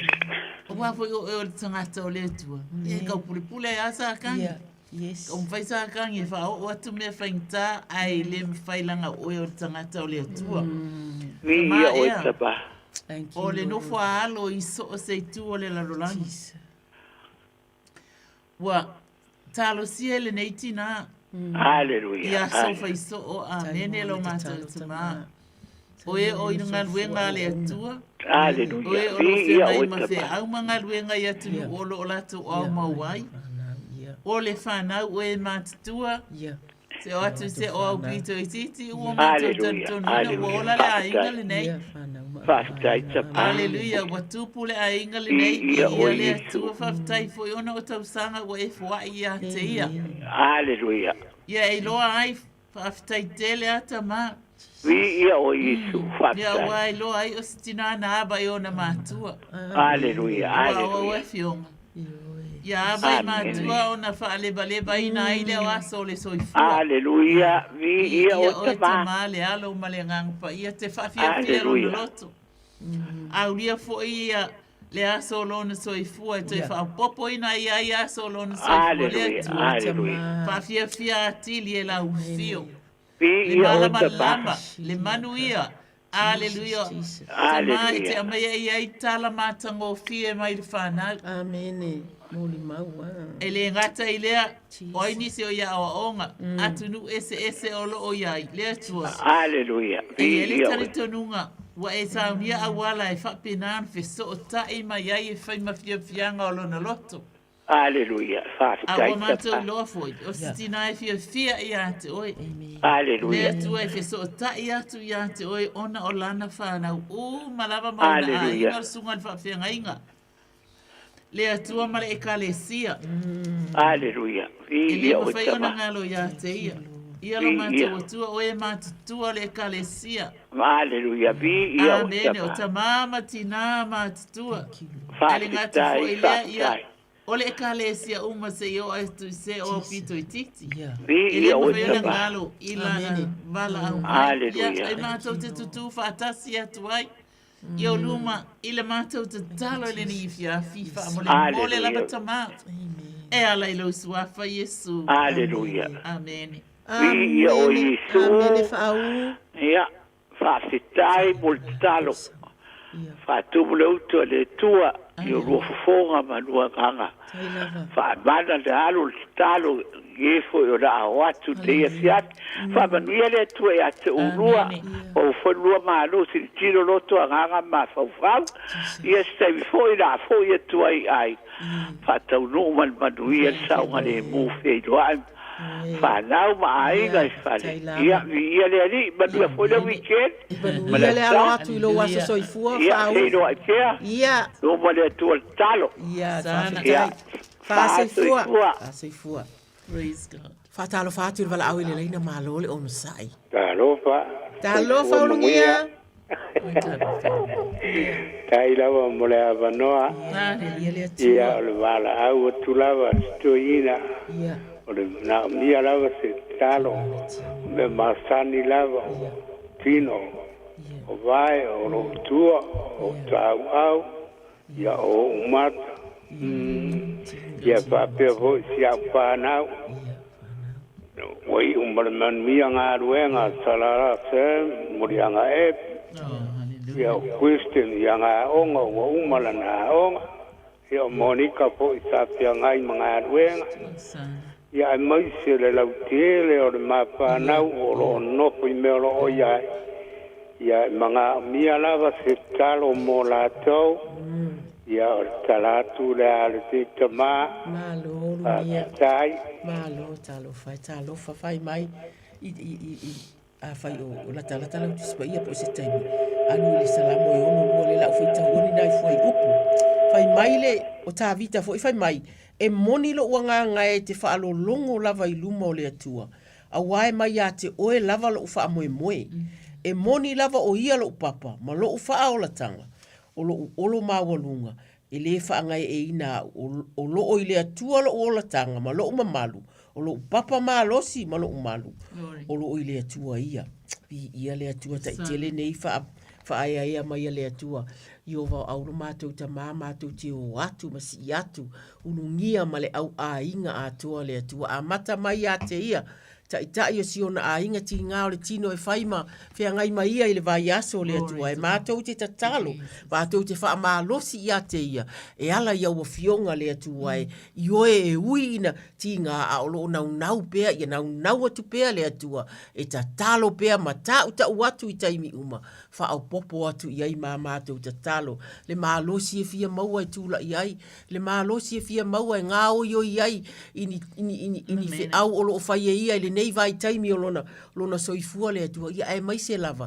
Le taita i ina o lona a inga le atua. Mātou i te tatalo le atua i le mawhau. Ia tonu ma ia lava lana fuafuanga le atua ia iai. Ia lava lana tō whā. A wā o le mawhau lava. O mea i mawhau ia i mātou ta mā. E a fia uma ia mea uma i lo mātou wolanga nei. Whawhia fia ina lona loto. Whawhia fia ina whaamalia ina lona loto i le tautua si ana whanau. Whawhia fia ina i ni tala o lo o maua mai. Ie olo i Samoa ia ia sala, ia murianga efi, ia Christian, Monica olo i nei. Ana whanau atoa uma o leo, e le tau mate olo o asia sipia, ta mātou te tatalo, ia whapena le atua, ia iai lona talitonu le atua, ioe e iai tinga, ai iai fo i manu le atua, i le vaveao e alai, i le taimi e whaafeso o tai ato i ta mā whaafetai, e iai le te fiso ta inga mana malaua fio fa manuia sia na fa nau fa manuia onga fa manuia e uma le tuai o lo fangia ia masia sia wale ai lo mato uso ia apa wa e vala awina ia wa to ia ma le fa nau ta ma e moni na ona ia le tuai a o lo o iai la wa fio ia te ia te ni uma ta ma po ani si mea o te tono lona loto ma lona nganga le atua ia wha apea ona e wha o popo atu o la mātou te talo ia manu te leina le alo atu i le masina fou a urungia masia na whanau i le suafa o ke viso amene ma amene Osana, aleluia. Kalo whai ia alu sanga lawa uma Amene. Ia wha talo whātu tatu wala aulunga le laina. Ia maro lava sei foi ko kinga la auli e mo ke po la auli ia se la kurava ia me masangira ba se kuro ia kinga ya upulo vi konge po lua ma pa nga ia te por kinga solo so mo vi flip pa pa nga ia ma ko inga ko marabo ye usto mo ko pa pinge mara ko pa nga ia ko sunga manguia po apkaira ia le atua ia Hallelujah. Hallelujah sa la auli Praise God. so to fa fini Amen. Tai te talo mai fo ia. Sai ai ia le. Le tai tai o le to se lau. Praise God. Yeah, amen. Amen. Pai mai wa tali oti. Ia lana au na. Io e mai u fa longo o ia Yesu. Wa awina mai lo ia Yesu le fe au. Pai mai o te lea o ngā ona o waluatu ia te oe ae tau lava o sau whetalainga. E wha amalo i nā i lau au auna. E wia ele o niau au auna e na e tā ua mai. Hallelujah. Ai ata tō vava ai eile upo le atua. E matau tia whai mai tau lava o sau whetalainga. O whetalainga Yesu olo i eile ola. Ua maea o na whai mea uma lava. Wa umana mariu Yesu ke risa lunga le sātauru, mea o uman whai. Lea lafa mai lo, tau lava sau fitalainga whai mai, o au o le tangata e pule ai le tasi. Wa o pule foi. Ile au tau, o au whai atu i se tasi, i nā aluia, o nā alua i lea. Ma le tasi i nā sau. I nā sau ia, o nā sau ai lea. Ia malau au na ina ia whaia le nei mea. Amen. O na whaia i lea. Ua whaapea atu Yesu. Ua o wafo lava. I le wha atua. O le taita el nei. Aleluia. E mana o mia lava lo tātou wha atua. Aleluia. E wha ai loa atu ai ia Yesu me ia tātou te mana na oai. O wa o mana whai. I lunga ala nasa taurova ma Yesu ke risa. O maea. Wa faile nei. Pauli ole me ole claim. Thank you, Jesus. We claim the power of the word of God. Hallelujah. Awa wa maea. Ele to alu Yesu e mali wa umo na fai mo i tātou. Ai o tātou wha atu. E ala i suafa Yesu Keriso. Pamanu ia tele ia oe mawhi au mga luenga foi. E te whianga i ele nei pola auli. Sula ainga, ia. Masi o ainga oe mātutua se atu se o pito i titi. Te whia whai loa i atu oe. Whai mai Yesu o maea. Wa umo na whai ole pau ole mea whai mai ole claim vala au watu. Aleluia. E ala i suafa Yesu. Amen. Amen. La auli whawhitai. Manu ia tele, so i fua ia tolu fitifita silima iwa tolu, wala au mai o lo mātou whaatali atu. Mana ia le whamalosi, malau whamalosi nana, na whaiasang. Lena, na whailau tala nana whaiala au. O le fia, come on, just say it to cover wala, lisa kwa. Oi, hallelujah. Just the lainga nga whai. Okay, praise God. Alo avanoa tatu leina o le. Ona sawa i lea wala. Malana au auna. Ia. Whaia le nei mea, o na whaia i lea, wa whaafoma Yesu i nei mea, ona oe ia o fitalainga Iesu malo sanga tolu fitu ta silima iva tolu fitu silima iva tolu ole au faia la se talo ma o mita ina le asanga ine ite ila fa nga ta to taimi o au ma to tama fa fitai o ma to o lia manuia le fa ai ungo le nei masina vi ia la o fio mo la ta inga yoe o lo leo ale la rolangi ma me uma lo tutupu mai au lo malu lava ma malutia i ma to fa fitai so i fu ta talo ma to tama matina i to tonu ainga fa afetai ta inga fa ale nganga e kalesia fa afetai nga luenga fa ale nganga o lo o mafai ai ona manatua le tangata le atua o la o fio la vai to o manga i fa afetai fa manuia i fa nau fa manuia nga luenga o lo iai o mato tangata le atua fa manuia i fa nau walo atu i su enga o fa ai unga o le tausanga wo o mai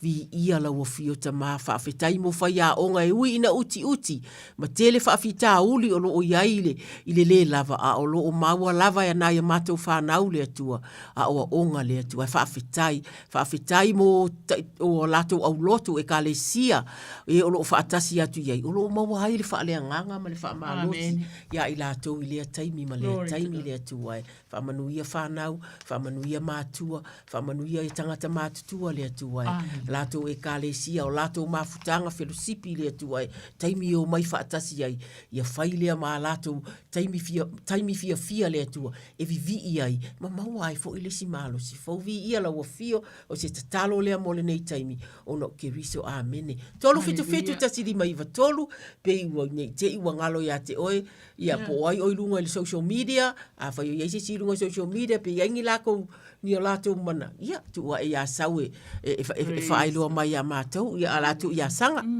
ia vi le amene tolu fitu sidi mai tu ia e to tonu lava ia o mai to tele a ni se to telefoni fo e pat o tu le fale ia o la fale ngolongo mai ai o a lo ia fo io la to mana onga e fa mai a ila to uma la mana talia o ia ma fa tu e lona suafa ia na ia avati ai o le manuia amen alleluia fa mai e ave ai ila to o fa nau ale tu praise god oni e mana tu fa tau va ia te oi pe te popoanga tia pe mafatia lo loto ona e fa pele wa le amana ia o ele atua alleluia ia po fainga ta fo te mi ton wa na te lo ai le atua ina wa fa lata tu le atua fa mai wali utino tangata le upu alleluia o le upu na una feta lai mai ale wali utino tangata le upu alleluia wa fio mai Yesu wali utino tangata le upu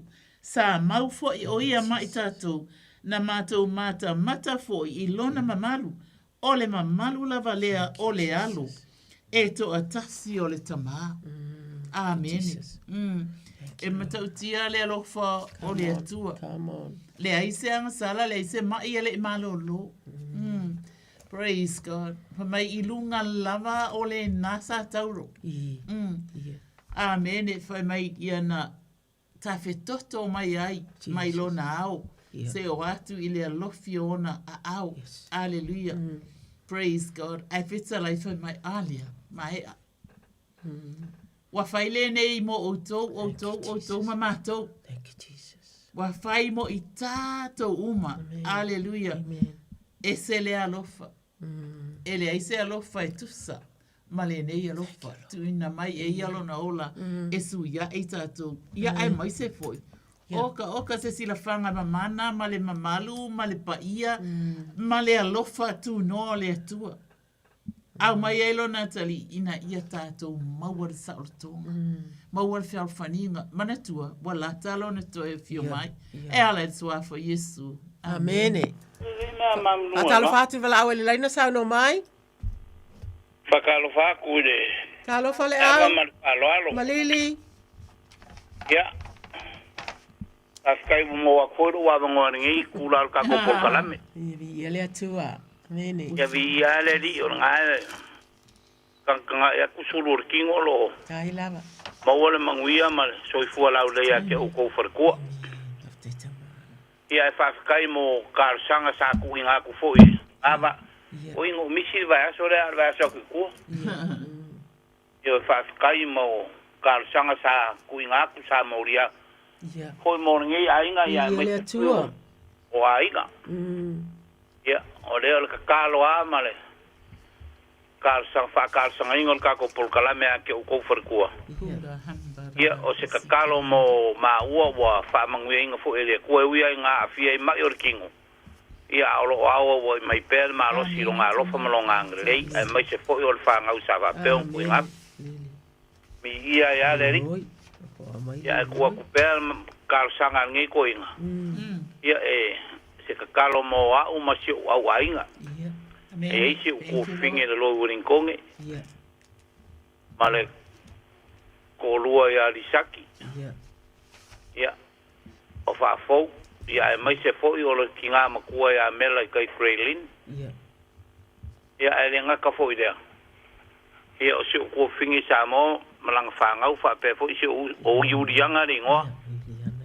Ia a fa pe fo isi uso mal ko rua mal fa ngau o fonki wange. Ia fa pe fo ko malolo mangu malo i Samoa.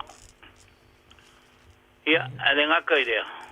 Ia kung fu la wa ingo sia fanga ko fu la ko mango fonga ngo fo.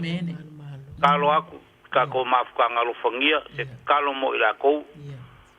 O le ko ya so fo ngi ma sing kal si ku vai le mangwia ma le lo fo le ri nga ma sing fo le sa ka pa audio. A fo ye ale vi nga ile ko. Ia o la unga ngia ku le ma le kal sanga ko ngi ko alo fangia.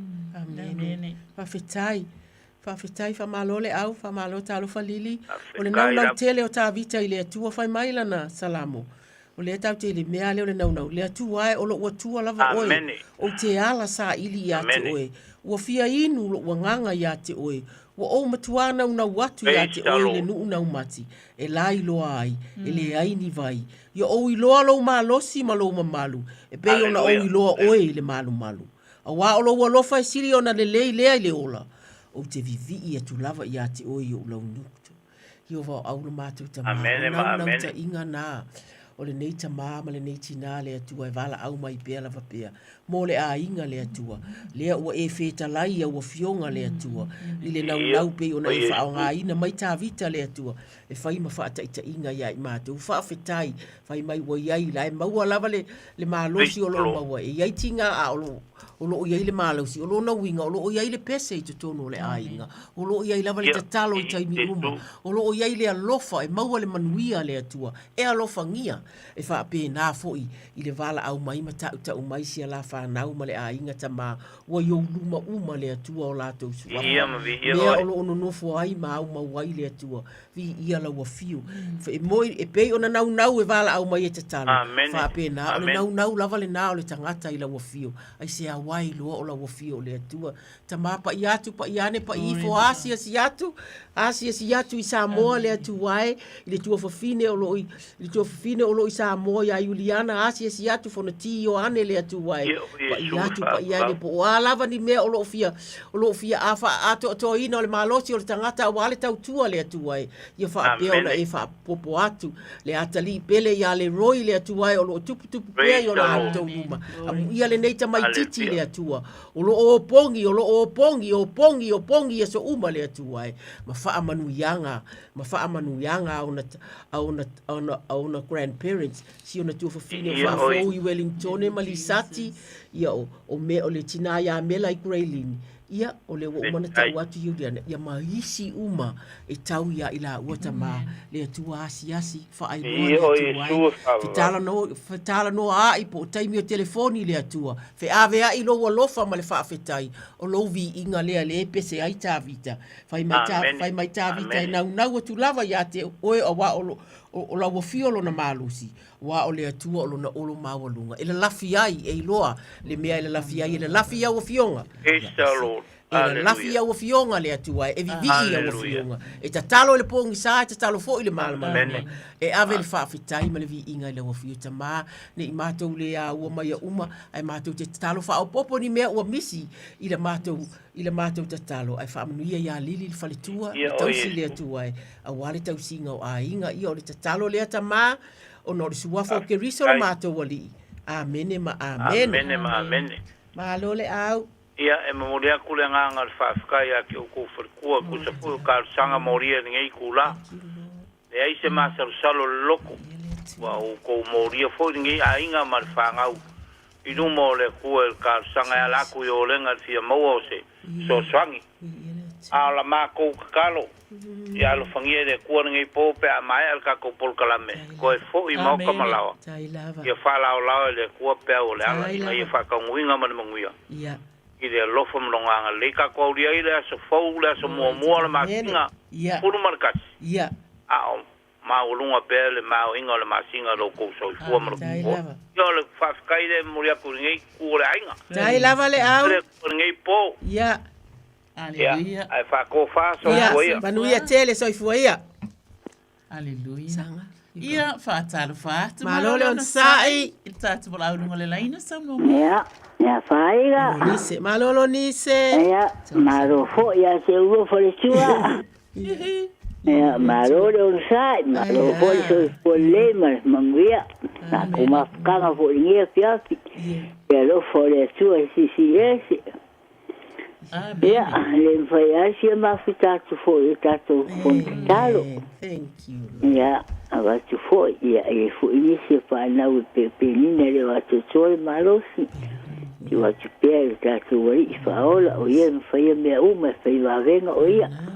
a mai marosi wha ato soa ia ai mai si fōle rofa i nai whanau o ia tunu ma mau to o tele a o saralau o tuna tunu ia Alaska ia mai si fōle o Australia ia ai tanya ni fōle o whanau o whamune mai Samoa e ngalo lawai to loto a talo ho ia batu mai mo le tua se o fanau ia mas se foi se o fanau o mato mafuta ei malato fanau malato fanau o mo faia tau pa ia ila tu ia ola mata ia Yesu no ia la gole tari mana o tatu mala o me tatu te mana o ai ia e wa fi ia ho ile tua e o mo fo le malo si nei lo matua ia vi ia le tua ia ia lo tu te pese fia mo vivi ala mai tai o vivi ina mo fa tai ya tamo tu spai fai kau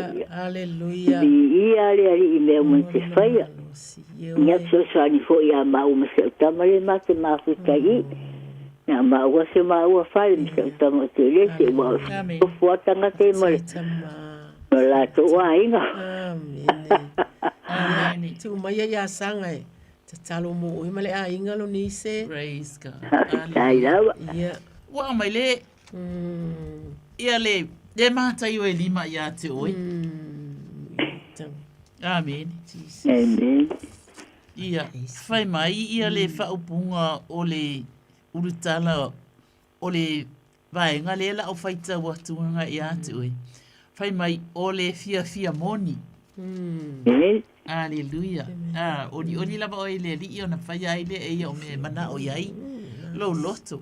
Amen. Fai mai amu ia e matitiva ile nganga awa e o la tau le malo le langi. Amen. Amu ia e whaanonoa awa e whaamawhanawhanaina i la tau. Amu ia e anga malu e iai oe awa e whai mo la tau tofi o nenu. Amu ia e fia aim fia inu le ami o tonu. Awa e ma ona i lato. Amu ia e alolofa atu. Awa e lofa ina mai i lato. Amu ia e loto mama. Amene. Awa lato te ilo atu le atua. Yo ele tina i te ilo le atua. Aleluia.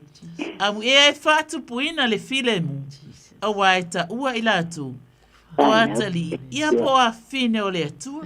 Amen. Amen. Fai mai, amu ia e sawa ina ona o le ami o tonu. Awa e o la tau le malo o le langi. Atai le tama. E se le mau olo le tangata e ana i ate oi. Amene. E mau oloa i le mafofau, e mau oloa i le loto, e mau oloa fo i le anganga.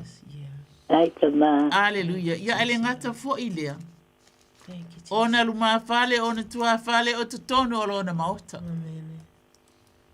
O le mele le ia i le tua le tatou te ana ma au na iai. Ele ai se fa mai, ele ai se me mativa le tangata e matau ia Iova. Amene. Peila o el nei foi afiafi.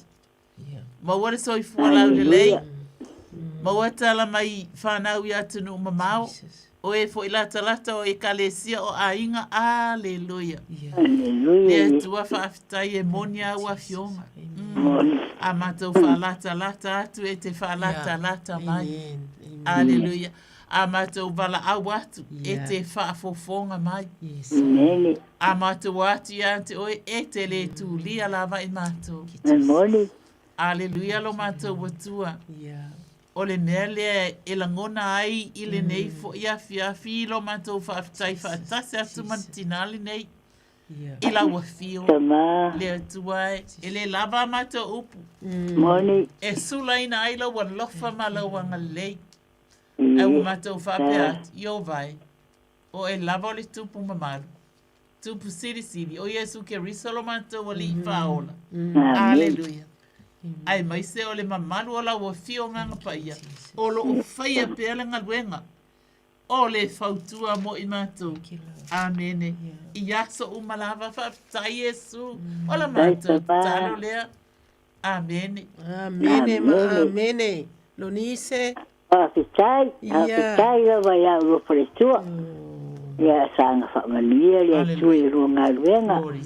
Aleluia, i fo te afo ia tu fo ya inga ya. Ai tai o lue le tui. Ai inga lo fa tai mai. Ai inga ma fa nau ya tatu mo se maru longa file mu nei po. Ya la fa hui tatu tai vi inga tatu o fa ora. Wow, ya está bien fo, eso fue ya uno. Ya me se fue le lo matua. Ya, fa fitama lo tatalo lo nise. Ya, soy fua, Maria, la nevi que. Ya fa, soy fua. Fa talo fa til vala awile laina malole on sai. Ya, yo se fa de laina fa mole. Talo fa yo se fa wa mai oi. Ele ai mo wa un menga fem como ko pongia. Kalu fai. Ja. Langar mai do que mo ai que dei do por essa vai fora com pé que o e femo se calo por fa malonga fa bot. O vai. Fa kua ela un mela ya sau yo se fa pe a uma ole o va ai sau o va ai se fo mai ma me fa penga. Ia. Ni vai fo mai de vai fo mai nga besen mai ma. Ja, okay. O le fesilia tu lava po aunga yo inga na ai. Ai tatou fa moe lo to tele pe o tatou fa malo si le nei fiafi a e angi fa mai tinga o le tino a yo sefa. Tinga ele e ti munga o me fa pena e mau ai fo ile fa vai ai lo to tele po le a lava pe tolu lua laina o lau tatalo lava usu ia sau pese masani ana fai tala na sanga i vala au mai usu se pese po le pese le lota iti le kalesia me fa pena ai tau mo fai e break ai le a ti ngana ai ia malo fa moe lava ile atu tama ma te atu e si atu Josefa ia te oile ne ia fiafi wa e si la fia mea uma ia te ia tama ma na ia lona ingoa tama ingoa ia Josefa tama ma te tatalo le atua ia i se suinga e maua le atua po o ia ni vai o nuina a lona fa moe nga fai mai ia o te manao ia suia le nei mea ia suia le mea o lo o iai o le tangata e nau Yesu ia mātou te talitonu tama e te tali lava le atu ai. Lona whaatuatua whaatupu po o aise isi ona au tafa isi ona ainga o iaisa na walker isi ano e whaindia la tala e share ia ti ngala iai e whaafaingo fieina ia mavala au mai pea la mātou te o atu whaatasi mai ia i lau o fio whaafetai e talitonu ia ke riso e talitonu o Yesu na maliu mo i mātou uma malo mātou mātou whaatua-tua o lo lofa tu noa. Nā fio mai ai o ia ia mātou maua le ola e whaavavau. Ia malo mātou tali tonu le atua o ke riso lava tamā i o mātou so ona whaatele ni upu o upu tau i lau a fio o upu tau i lo watali i pele lo mātou wali o Yesu ke riso. Le whaitau langa sili le manu malo le atua e. Whaatoa ai ma whaaloto tele aia.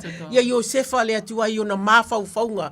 Ele tu lafo ia o ia e lau a fio le atua e. Tana pese le pongi sā, pese le tae ao le atua e. Tau mafa o mea uma tau le tino le atua e tāua. Mātou ti tatalo le ainga o lo o iona au tafa.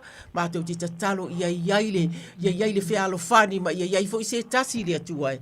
E mawhai ona shea atu iai e ia. Ona ti ngāma mea la o iai tamā. O le nā ua avatu na tangi, o le nā ua wha upu atu tamā. Mātou ti tau mawhai e puno nou, matu mo nou pēr mo Iosefa. Ia maua se tali ma le tali mai lava la ua fio tamā. O le mātou te talo lea wha amanuia ia te ia le atua e. Wha whetai e te iloa lona ingoa le atua e. E te iloa lona tupuanga, e te iloa mea malava ia te ia. Le atua e le se mea o lilo. I le suafa o ke riso. Amene ma amene Iosefa. Tu lau telefoni pe ama fai o ia sanga ia sau. E vili atua e fai se si tatalo e se si taimi pe a. Ia soifua ia Iosefa manuia look after yourself. Soifua ia. Ia. Soifua. Ia, whaatala whātu tatu wala au lungo le laina sa no mai. Soifua ia. E rangi wa mai a te o rua whatkua. Kauri la ngona atu. E voi kalo ni ia fia. Ia. Sai lava mon. Ia. Ia o fulu. O vidia kumo. Fulu. Talo fa fulu sa no ia o whaatali sanga. Ia. Me se fo ia se o ma whaleanganga ia se piolo. Tau le la ngona atu lau se fonga. O se pilo le ta mawha le nganga. Ia. Tai lava. Ia, malo ta mawha le nganga o se pila tau mai. Ia. O ke mga umia vo isinga ka kalo mo se o ka mawha le nganga ia sepi. Ia sepi, okay. Ia mo le lau nga inga fo i o le kusea whaalinga ngewa i kimi whaamara mga inga peo ma koua wāli whaala kanga. Ia. Ia mo meo le a kupu ia. Wakupe ia le kua le poko mana ka mai a wale whaingolanga upu. Ia le atua. Ia ai me se fo isi o mako a inga. Ora o kua fo le a inga ia o sa fo i ngā ruenga ngei po. Ia i lau pui ngā le kua i se o ko rua. Ia me se fo i le a fo fingi o lo le fale. Ia me se a se o a fingi le kui ngā kupea ia lili. Mo longa suka ia ma le koko mawalunga ia e mga umia lava se ka kalo mo le afingi. Amen. Ia me se o mako a inga uma le ngaka le uso se o ki ngā i Samoa ia o kufa afingi o lo uso malako whangau.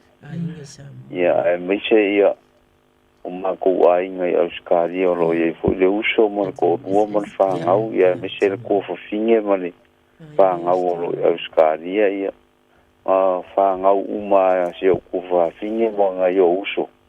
Ia i pere pui ngā rea ko. Ia me se kongola e kālesia. Ia. Ma le ava tele lava ma le whaaloalo ia ke o lua ki ngā ringa ia fiafi. Amene. Malo sanga. Malo fulu. Fulu e te iloa. Ia. Ia. Wa uma na whai mea uma. Amen. Whai mea so uma ea. E te iloa o e te whamanatu ati e te oe le atalii i a po le tuangane fo. Aleluia.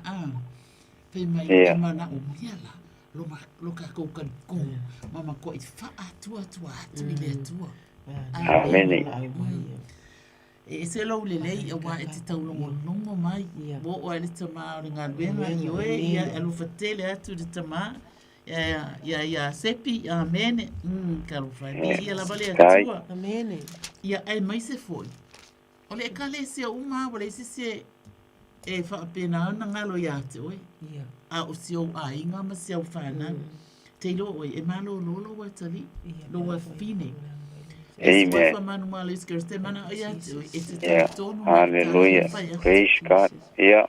Hallelujah. E te mana ata tonu wa malo loa fine. I speak life, I speak healing. Amen. In the mighty name of Jesus. Amen. Hallelujah. Ole upu, ole ola. O Yesu Keriso. Hallelujah. O ia ole upu. Na awina mai ele tua. Ina ia o tātou wola. Sau leo Yesu uma leo lungo le sata. Uma Yesu. Al na o. O mai. O faile. Hallelujah. Hallelujah. Tama e ta talo ina le mana lo fa malo longa. Ile nei atali. Na te iloa oe. Na te tau longo ia te oe. Talo fo ina ia e whaatuputele. Ina lona whaatuatua. Amen. Maua fo ia se loto whaamangalo. Wa inisi e whapena una le fia ilona loto whaamangalo. Walata loto e fia mai. Hallelujah. So wafa manu malo Yesu Kerisa ia lo fangia. Le tina ia male afine o lo tonu o lo lato maota. Ile nei fo ipo tama ea. O oe maua le swinga. O oe fo wai mea uma. Aleluia. Wa Yesu Keriso. Na e feta lai. Wa o sau nei o to maua le ola. Maua atiri e lava. O le ola malolo ina. O le ola manuia. Aleluia. Whaafitai ai le Yesu. E feta lai ilo watali. Ile nei a fiafi. O se atali e whaalongo ina lona taulongo longo. Ele ngata ina taulongo longo mai lona ainga. Ai taulongo longo mai le sunga whawhenga inga. Male e kalesia o e matitua. Se o atu i se o pito i titi. Talusia fo e o whapena ana whaafonga mai ia matua ia po o le e kalesia foi. Ilana taulongo longo. E mawhai e fo ona lato tau whai te talo whaatasi mai i mātou. Aleluia. Hallelujah. E mamalu oi. E pa ia oi o. E siri e se oi o. Yesu Keriso. O e lava. O le li o le malu malu. Wa umana whai. O e feta lai. Avi. Ave mo oi. Ave mo uto. Wa maia. E ala ili swafo Yesu. Amen. Haftai. Amen. E fulu whawhatai wala au mai malo le tatalo malo le asiasi. Yeah. Whaafitai fo ia ke o luo wharekua. Glory to God. Ia lo whangia e lea kua ia whaakumu pele uku ia ke o lua ua alang. Ka ko fong kalo ia me se foi le upo lea kua. Ia i pelonga langa leimononga lofa lang pui puinga ia ke o lua re keimi ke lua koe fo ia koe fo i. Ia lua maoka po lua lawa ia. Ia i pele a au whaaloa loa o lea tuai. Kau ngui a inga. Ia ai ola foi lo kangaka i sua foi Yesu. Amen. Amen. Whaafitai lava sa sa ia. Aleluia. Asai fua. Tolu fitu slima iwa tolu. Tu e wala au mai malo le ono sai. O lo wha mai a lava ma lo umita i lava laina. Tolu fitu. Ta silima iwa tolu. Wala au mai tu e piki de telefoni. Ia o lo wha atali atu mo oe. Amen. Patalo fatu i lewa i le laina sau no mai. Talo fa i lewa i le laina sau no mai. Sai fua lo mema. Wa le sima. Sanga. Talofa. Sia le ke fong. Malo sia. Malo soi fotina. Ia. Pena fo ia te oe. Ia ole vi inga e. Tu mau fa va. Li ai fa manuele lo fa malanga le yo le to le fo mana mai ngadwenga. Tu le mai tu ma fanga salo. Ya o vili at fa mo le mana mia star sanga mo sia tamalai sta rio lo fa ngadwenga i po. Ya manisi for fa na o ese men no foi o le sino no foi Wellington. Mas yo na ainga. Ya manisi for fa na no ngai o kilang. Dia fa mon nga mia star sanga mo fanga pui maleo leo la to ya mangonga tinga ngai afia malo kalau fa sia fanga fa tau le fionga le tuan fa le statu tatalo fa mai le salamu se la to viva a you vai wo isu e mai a te a o e si le fia la va o e lava o e si le fia lo no fo ilalo mo tu lunga ma e si le fia mama o mai o mana tunatu o e su e lo savali mo lo ta oto o e masani lava mo wala uma o le ai se upu lo ngutu fa auta you vai o e si le fia uma lava o e si o mai o tua a to mo uma o e whae e mai fo ilu au ilunga ia te au. O le poto lea e sili o na whaingata ia te au. O maua lunga o te le mawhaia. Io vau au no mātou ta mā o lo wafafine o sia lea tua. Lea fo ua toi wha amanatu o au fionga o masani ai. Toi wha amanatu lo sila fia o mea uma lea tua. Ai te fina ngalo ma e fia lava e te wha alongo mai. Wha afafonga mai lau whanau. O lo o wala au atu pea lea tua. Ta talo mo si ana tama i au se tālia o i whaingaluenga pō. Malupuipuia lea tua iala ma whaingatā o mea ono o iai ngaluenga lea tua. Asia si atu isi ona a inga lea tua. A afia ina. A afia ina atili. Ono le tatalo si ona tina ia e mai se foi. Le tatalo mo oi o lo iai nei lea tua. Ia ola pea lo na wha lea nganga. Ia pipi ia tu pea o ia ila wafio lea tua. A wafo o lana te mana tua o lo tatalo mai foi mamu o mātou. Ka pe nā fo isi ana whanau i Wellington. Ia maisi atu nu o lo iai lea tuai. Lea tua e le ngalo lava leanga o le tina. Lea tua mātou te tatalo lea tua. Asia si atu ia i la tauta i te otasi lea tua. O ani mea o fia maua lea tuai po le whale tino po le whale anganga tamā. Mātou te tatalo o lau o fio ia le ato atuanga uma. Pe ona e feta lai a fionga i le aise mea e lilo i lau o fio lea tuai. Whafia ina o la tau loto lea tua. Ia i le anganga o le matau ma le sava vali ma lau o fio lea tua. Alo fangia i ngā luenga, alo fangia i a onga, alo fangia i whawhianga inga i mafutanga lea tuai. A inga e maise e kālesia. O le whanau e alo fangia lea tuai. O le whanau fo le nai mangungia lea tuai. Ia i lau o fio lea tua tu tonu lau o fio ia i latou. Po a fiafi fo i atu i a inga lea tua. O latou tapua inga lea tuai. Ia i lau o fio lea tua. Whapena fo i le whawhianga inga masi o latou tina. Whawhetai mo tala fia ma whesota inga fia. O le oli fo i lea ma le maua le malosi o sia. O le whaalongo atu sia na whanau. O ani mea o fia mana o mia tamā. I o le nā wa e whetalai o fionga. Asia si atu. E pei o lau māsani ma e fōa. I le suafa o ke riso o mātou wole atu ai. Amene ma amene. Sia. Ai lava ia tu wharitua manuia.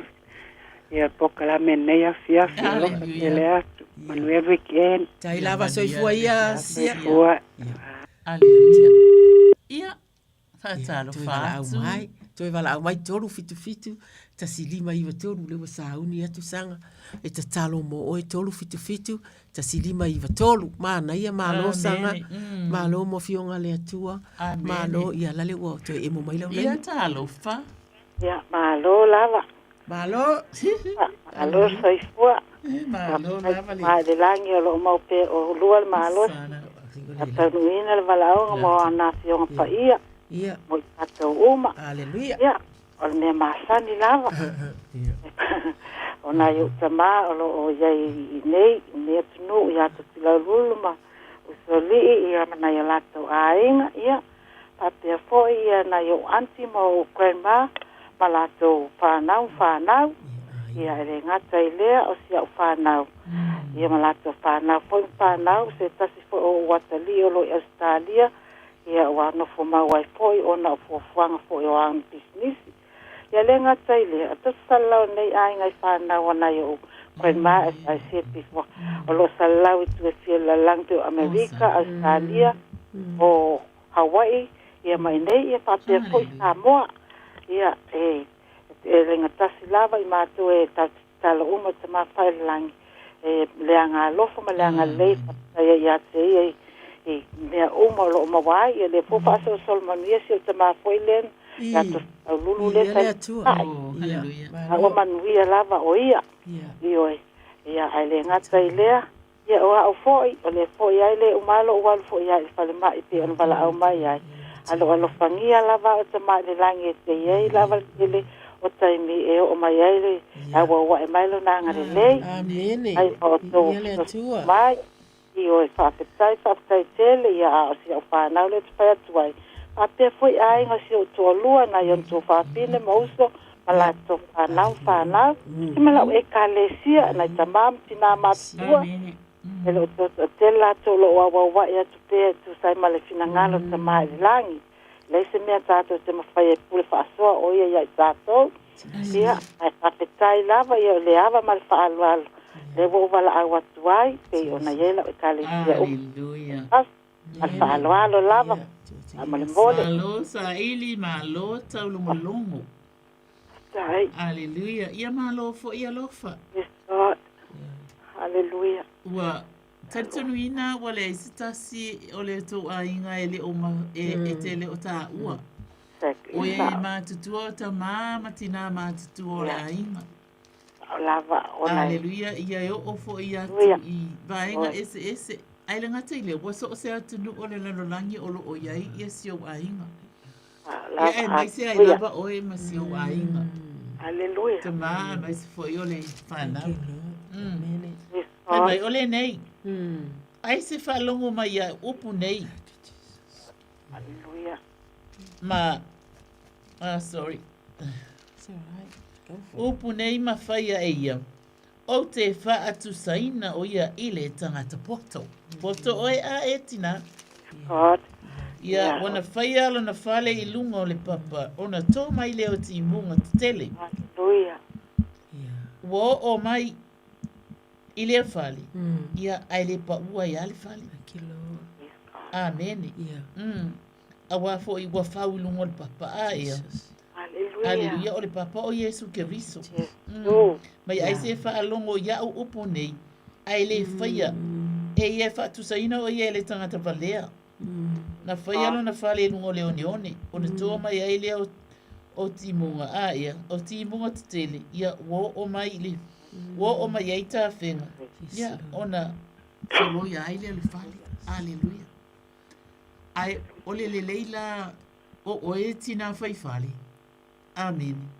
Amen. E te taulongolongo mai ina i o tātou o whaatasi I le atua. Amen. E whapenana a batu I lau a inga. E ui ai na langona whaingatama nisi fo I olo whapenana I ai pia ia. Ai whaftai a le wae tā ua mai. Ua whaasolo manuia fo ele te mai a le tofilau. Tofilau. Ia Hallelujah. tofilau lulu ia ma e matutu o lau a inga. Hallelujah. Praise God. Whaftai a bea pia oe ma se tina. E whaaloto tele atu ia ile tua ma wha malama atu bea iai ia leanganga pa ia o le atua. Ia mga luenga whai I le aso ma le aso. E te talo matu ina atu le ainga. E ui lava ina iai foi whaingata ia te ui.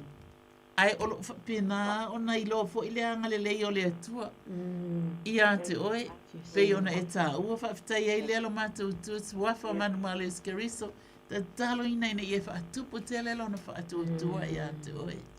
Lona alofa le atua le isi o lona ainga na te le tā ua o whea lava o ia I tua lalangi o lo ia. Ora tau longo pia o ia. Ona I mana o miau whaamanianga ia I lātou. Se ana whanau o lana whanau le atua.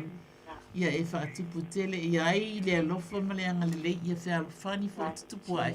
Lātou te maua fo se anganga e mulimulia ai ia ala le nei tina.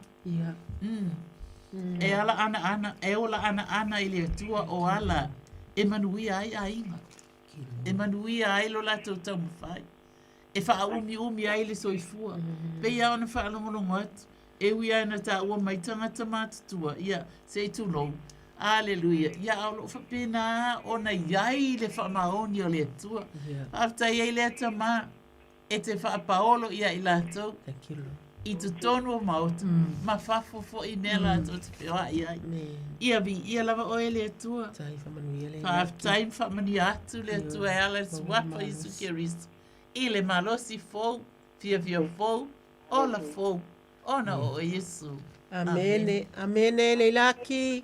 Sai ona matua lo tina o faise au lo la mosa. Oh wow, praise God. Atele ye polo so faise au I la mosa na ngele. Hallelujah. Ia pe o kasan sio ya Amerika ma Hawaii te o faise au la mosa. Oh wow. Yeah. Praise the Lord. Ia, le winga le la tala. Ia, o te tausia o mātua o tamama lo tina. Ia, te amai nei o mātua e tausia tuai. Le lai ona o whaitu o tasia mea lo a inga pōwhai. Ia, e le ngalo ai ai lato. Ia, ai whaamalia atu e alana tuai no vili atu te mana e whaamua ngai tangata mana. Malo lava. Ia, ai lawa ia sama noa moa. Ia. Ia mala awatu lea ai fa mo na yo tangata matua. Mole ia le ava mal palal. Ia o lua palangi. Le talo to fo yati lua ai. Tai lava. Tai. Ia. Ia le yati o lua. Ia, manuia tele le laki o male ainga. Ai tai nei asiasi. Ia. Ia, fa so Ia le atua amene ma amene i oe.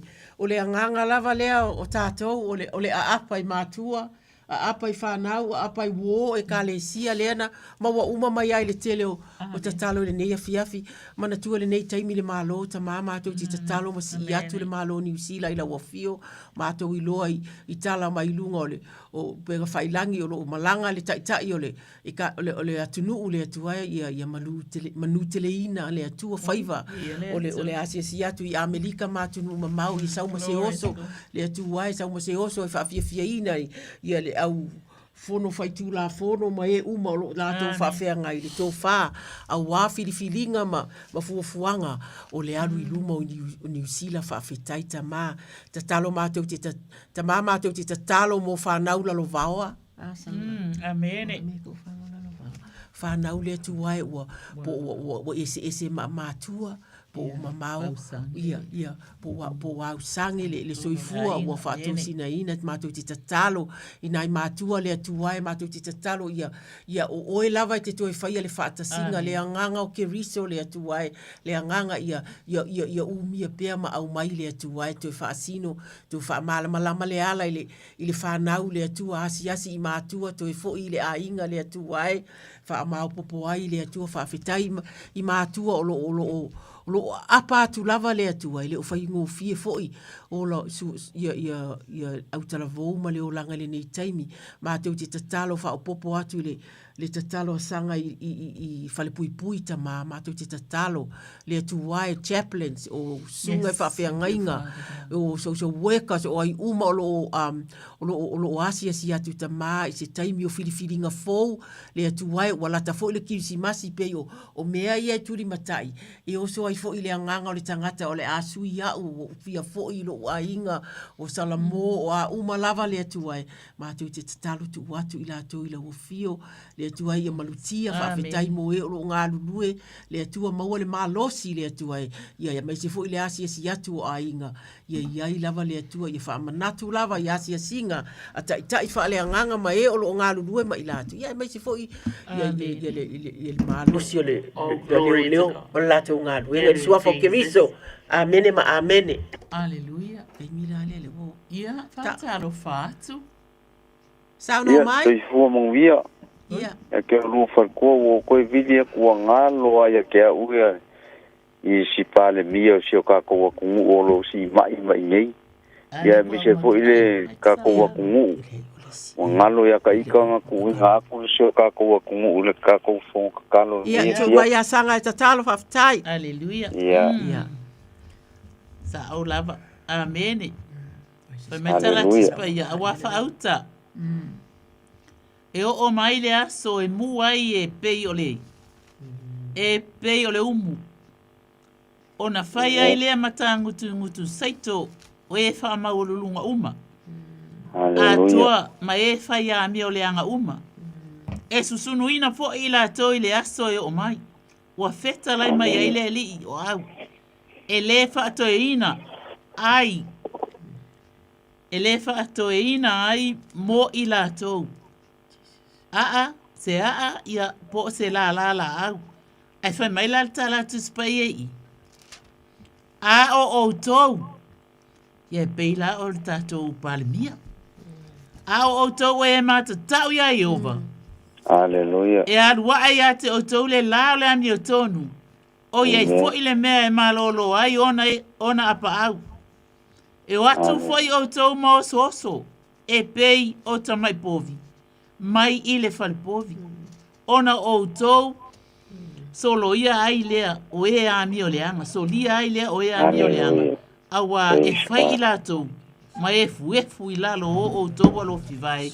I le aso. Ua o tau fia. Amen. E se la mata utia upo le atua mo le. Malo Samoa e mai se o le ali i. Fai mia. Pale mia. Fai mai a o tau. O e mātala. Amene. O e mata tau i lo ingoa. E alua e ia te o tau. Si? Le la o le ami o tonu. E susulu. Hallelujah. O le la susulu. O le ami o tonu. Vi ia lava le atua. Amene. O le mele ele le yele tātou atua ele ngatala. O le la o le ami o tonu. A le wha amalo longa fo ia le atua.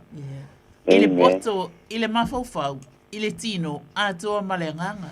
Suafa manu malo Yesu Keriso o a lava ni toenga olo o iai. Ua matou tali tonuina le mana o la uafio. O la uafio e te matuai ave e sea mawhaaleanga ina ai whaailoa le matau tia o lo mana alofa. Awa ua matou loso se tasi lava matau ia te oele atua. E te whapenaona e whaailoa ia ilo malama pe o la uafionga na matou whaita wina ile nei a fiafi. Amen. Amen. Praise God. Awa a whai mai le afionga le atua. A whai o se tasi o ia me ia o tau maa natu iai. Aleluia mai. Ia o tau maa natu le tula fono. A mo se lau au auna. Ua ou poloa ia tuai ia te o tau. Aleluia. Ia o Yesu Keriso. O le leile na o le atua. Amen. Amen. Mea lea, le tamapa iai. Anga le lei atu i lau auna. Anga le lei atu i fuafuanga. E te anga le lei fo i tu uma o le malo Samoa. Ia i lato uma o lo ia i tutonu ina i o lato uma le atua se nganga. E whapena ana wha atupu fe alufani. E whapena ana wha atupu fi le mu. Aleluia. I le suafa manu ma le Keriso. Le tua ina i alangona ai. I tautalanga. Ia malato saunoanga. Le mamalu o la ufio. E pe o le whaabai o Samoa. E whaabai ia te oele atua. Tue tatai ia loa te nuu i le whaabai matango fie. O le whaabai e mawhai o na ola ai le olanga nei. Ai ola i fo i le ola e whaavavau. A walo mātou watua. E mātou te whaia lava mea i le lalo langi nei. Ai ole i unga. E fili e le atua le taimi tātou te o atua i le langi. Ai o tātou tātou. O mea mautinoa mea le atua. A tātou ana maava. Ma whaatua tua. Ma wha maoni. Ma whialo fani. Aleluia. Ngā te whaia lava mea tātou te mana na o ai. Ia whaatai tele lava molo watali ina wala au mai. Whaatai fo i mo i lātou oi o lo whaafonga mai lātou te mawhaia o na tātou tu whaatusia le nei mana onga i luma o le atua. Molo tātou malo, o wa o tātou malo. Ia hanga le leile whale fono ato umalava o li i matamaitai. Amene o e pule se o atu se o au pito i tisi o le nei whale fono. Ia ova, wha vai ia o ele malo Samoa. O la mātou te talo lea. Mātou te wha maua lalo i fo i mātou. I le nei afiafi i lau fio. E ala i lo suafa Yesu. Amen. Amene, malo lava le vala au mai. Ia. Ia. O mea o koe wala awa kua ia ke o roa whare kua o fulu le nua lenga. Ia. Ia le maua atu. Ia. Te whaasa i fua manui tele pulu. Ia, whaasa i fua. Ole ala ufai te talo po vai atu le wama. Tanga iri. Ole la ufai tawina le. E le tātou request le sau lungo le tātou Facebook a. Pe whapeo lua maua ne le tūle na. Le ai le maua ma. O le request mai a sia a paia. Sia paia. Ia. Mana o mia se te talo. Mo siono tina ia pele nā tete o lo maua le ngase o le kanesa. Kanesa, pele nā tete. Ia. o le mana o ngana mai a sia pai e lungo le tātou Facebook page. Fia mana o mia se te talo mo si ona tina, pele nā tete o lo maua le kānesa. Ia le atua. Fai mai le fionga le atua asanga. Yo tau ori le ali e mo i o le tau mai o le langona o lo iei. Ai se fai tau lava o Paulo lava malana tusi le ka le sia Filipi. Ori le ali au le au noa. O te whai atu ia o tau ori ia i lolo o tau anga malu. E ui ina, i ue whaafetaita mā, e ui ina mātou whaafea ngai mati ngā, whaai atu i e pele ia i mātou, pele wala au mai asia. Ai mātou te tatalo ia i le ori ia i mātou, a wa o mātou whaia mea e tatau ona mātou whaia. O lo o mātou walo lofa, o lo o tausi le atua, o lo o mātou tatalo. Whai maile, apostolo, awane i popole i se mea tasi, ia whaai loa mana o umai pei o le wala au mai o le afafine, o le afafine le neia fiafi le atua e. A ia tu mea uma lava i le atua le tatalo, ma le whaatonga a toa ma le whaafetai. E ia i ma le whaafetai e ui ina tinga ina isi vaenga o le tino. A olo o iai e alo lofa, olo o iai le a inga, olo o si o mia, e whaangau e alofangia, olo o iai foi a li i matamai tai fo mai, e le olo o whiangai ma le tausinga o pele nā tete ta mātou te si ia tu ia le atu ai. Whai mai ia Paulo o le manuia mai lau wafio i siri mea uma e manatu iai. E leo ai loto a toa ma mawhau ia ke riso. Ta mātou te tatalo i le tina i te asi atu le atu ai. Lo file mu, file mu ina sia ma siona a inga le whanau a toa le atu ai. Mātou te taritonu i le suwafa o ke riso. Ua tele kānesa ua e wha malolo. O lau wafio lava o le wha malolo longa siri le atua. Mātou te tatalo i le mana o la wafio le atua mātou te le anganga o le kānesa i o mātou tangata. Ai mātou te tatalo ina atu le totopa ia o keriso na maliu i lunga o le sātauru. Na i o mātou malolo, i o mātou maua le file mu, i o mātou maua le manuia i o mātou tino. Lo i ai nei le atua. O mea umae e pei e whaasanga mai le atua i ai wha amai ma mea e mawai i mātou te tatalo le atu wai e tu watu i la wafio o lo o iai mea uma e tau i le neiti nā ia pele nā tete a lo fangia le tangi atu a le whanau a lo fangia le tausinga a le whanau lo fangia tonga fiti o lo whiangai mai ia le atu wai ia siri a lunga ma ia laua lunga i mea uma lava le whaatu atua o le nei a inga ma le tatalo ma le pipi i atu mātou te taritonu o nei taimi o ni taimi o le vavala lata o a inga ma la wafio wa o mea te tupu mai whape nei a inga o taimi fo ina le atu ai o le mātou puno nou, o le mātou le taritonu i mea ia te tupu mai. Ai se awa mātou te iro le atua o le mātou tapua i ai o le atua e tumu i le alofa, o le atua o mea uma, o le atua na whai le tinata mā, au ina atu lo file mu pa i atu, pa i ane ia pele nā tete, wha pe nai si ona a inga le atua ai, ia mātou te taritonu, i ni tala fia i se taimi o iluma. Awa o lo o yeila wa fio te sila. A whamanuia ia sia ma le a inga atoa i le suafa o ke riso. Amene ma amene. Tai sau ia wa tātou o mai tonu lava ile. A sau, le taimi o la tātou. Malo sanga, malo lava whawhetai e na wala au mai whawhetai mole o a inga mole o pongi o a inga i te talo i o le mātou ngā luenga lava nā o le tali atu i le te talo. Ia o tātou o maisi ui o la tātou polokalame o atae au o le māsina fau Samoa manu te le ina le māsina fau o lo tātou o atu ai e whawhetai whamalo i e na wala au mai ia e mai se fo i e o i a inga o lo ta talo mapuno no o ai fo i o tina ma ta mama tutua i o salome mito moile nei ia vi ia lava le atua si upu muli lea wa o teu i lo loto lea fionga ina nei laua fionga ina e nei o wanga sala atu ia te oe aleluia ia whamalo ia pena na wha malo atu i le au whaafonga. Whaatu fo ili pa ia mana malu o whaalongolong mai ni fo ia fiafi. E ala li sua whamadu malo Yesu Keriso. So i fua ia Samoa?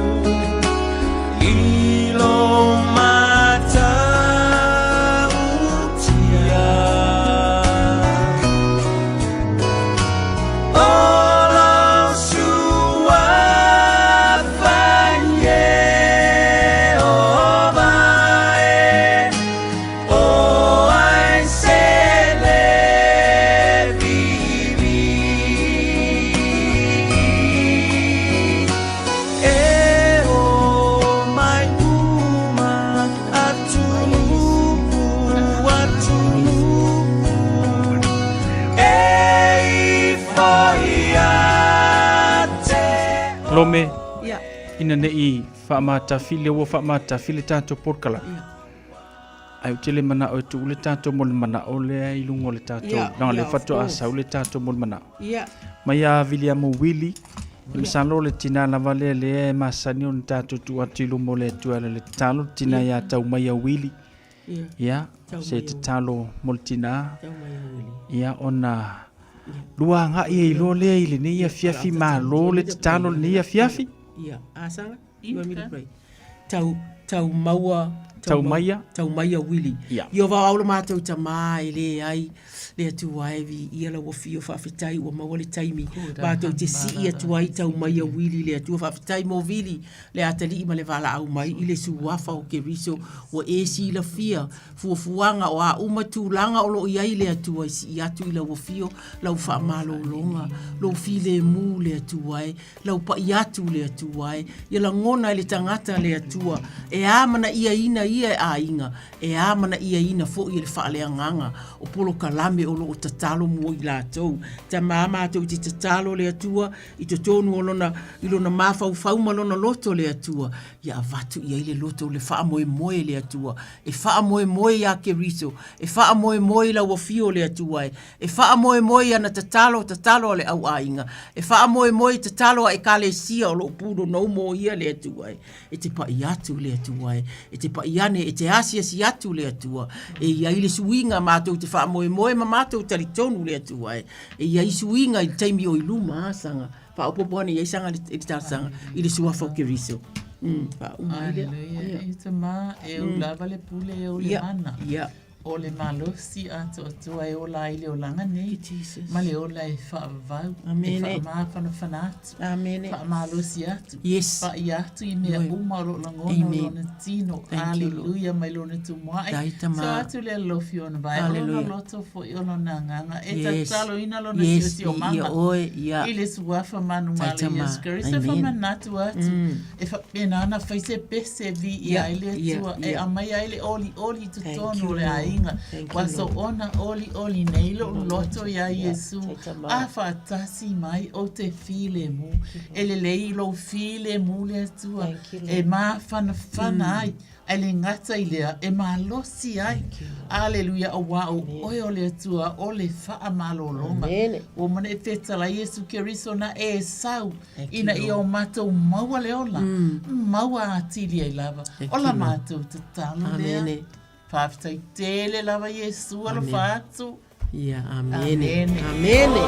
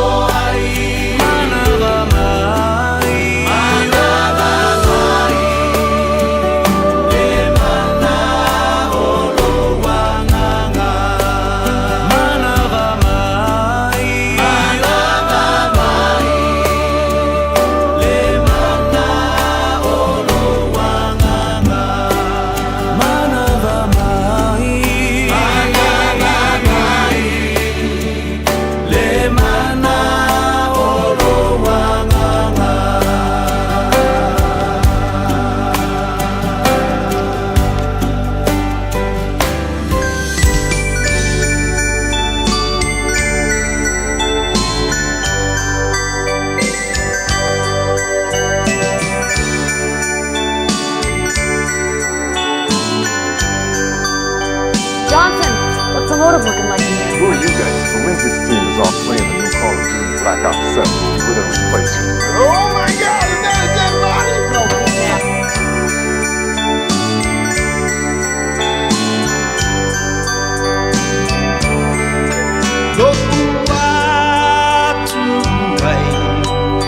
Te pese ma fa fetai no alo fa wa emana tu mai ai mai ole tu sa o kolongai no su fa yesu o manolo ai no te pese ma fa fetai no alo fa wa emana tu mai ai mai ole tu sa o kolongai no su fa yesu o manolo ai tua ole tua faiva venga e malolo ai tua mafatia I avenga e amala alma le faccio tua I lo sua fa olo tua ole tua faiva venga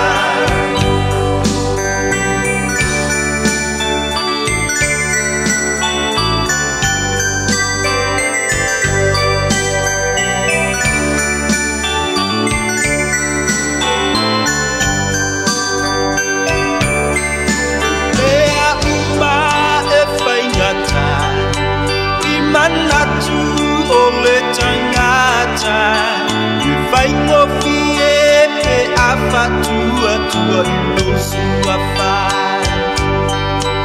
ole tu inatu me akuma che popole ai no atua ya lo famba manatu mai me akuma Fengata Imanatu ole tangata If I no fear Afatu atu ilo suafa Ole tu inatu Mea umate popole ai Olo atua Waya lo fama manatu ai Tua ole tua faiva venga e malalo ai tua mafatia I avenga e avela aula le faccio tua I lo sua fa tua ole tua faiva venga tua ole tua faiva venga e malolo ai tua mafatia I avenga e avela auma le faccio tua I lo sua fa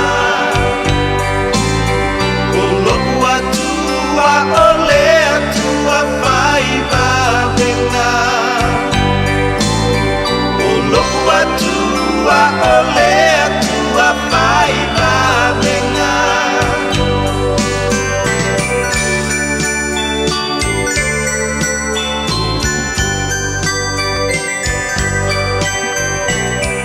Ole si fonga manta go fia la vai pesele Rivers of Life ya le ngata foi leole Worship Center Mangele ya male to fatu edita worpini ya manisho fatunga falenganga e fapena ya ona te walunga toile tanto por kalame abaise o le tautua nei tina e ana le tātou porklame o le te talo mo oe. Ea, o le tātou porklame pe o na masani ai, a fiafio aso wharaile o vai aso te tasi le tātonu o le itu la e valu le a fiafi. Tā ua tele ia le tātou whaatawa ina ia o le itu la manai minu te tātou te talo ai. Ia whaamata fo ilea e se mea masani mo tātou o le te talo. Ia ai ele teimi e whapenao na a awhia ai tātou I ngase po o mai o le tino. Le ngata fo ilea I teimi te wa ai e tua I siau whanau wa whapenao na makua a awhia I le telo nei mau mai wa iei tātou le newa I teimi. Ai tilo atula I siau whanau wa a awhia I mai e tau aua ina umaile ola ma le soifua. E leila se langona fia po se langona malosi ante oe. E ui ono I tātou ni tangata e tali tonu I le atua. Ai ele teimi e tātou te whamoe moe I ei ali matamai tai fo mai. Ia e peta I ane o le tele o teimi e silinga tali I seu se tali. E ono wha fia I nai tātou pe a fia nisi o e pe le I loto manganga. Ngase o le tino. E whela teimi e tātou te talo I le atua I lana wha malolonga ai umaneua wala au le atua I tangata.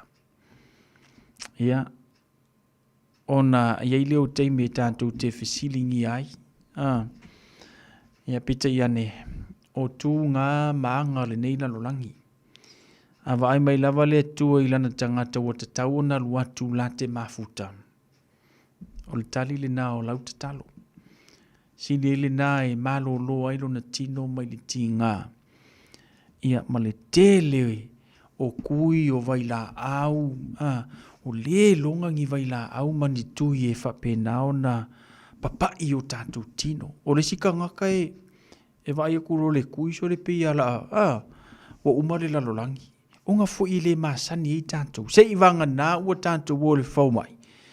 Ia whapea mai le whau mai. La whailo kui le Ia, e uia la e te loto tele. Ale mea mongi a ia le si o tātou e fia le nā mea.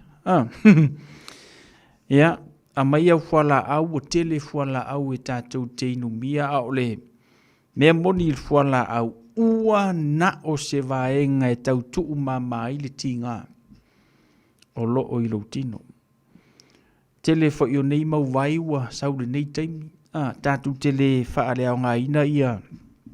Ia ngā vai a whapeo nai e mau e se whaasilinga malosi mo oe. Ia vi ia le li. A whapea ngore fula I o lo mangava e le isi au ngā. Wai lau la pisila I luma e tongi iai. E oe. O le vai tāua mo tātou. Ko anga ingul vai paipa. E oe. Tō tūli matatalo. Ia ma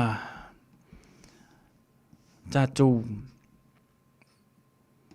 talo atu I le tua I lana wha malolonga I le aso ma le aso. A le mea la leo le kako kakalo ai, a laku lea vai, a luaku lea vai, o kunga walaku lea ma lea vai, o le longa ngi mai vai, o le ilo e kokongo o kako kingo whawhasenga mo meo le mau vai le woi ei. Ia ai mo meo pisingisi umanga mau mea. Le ai ma se vai o ngā vai o ao ngā ilo soi fua malo. Si vanga ngā ai o ngā ki whafonga mai a o ngā e whamanuia le li I lau tino I nā vai. Ia, o ngā whawawai pēr lea o le tau singa le atua I le nā vai. Ia, whapea e alua iau kupe. Uma iau kupe, ai fua kwa alau koko e sasa mai runga se lausu. Uma iau kupe I lea whangu vai, ai fua aku lau suka e makua maka ukia. Ia, mai lea vai whamue au ngai le sela ma le ngungu. Ia, ingu aku, ai aki de inga fufula au vai. O le kali o le vai ngā. O le sasa, ai kongi le lapisi. Se furoro minuta na talos furu. O le la, kuangoto atu. Ita silava, lo ufa a moe moe. O oe.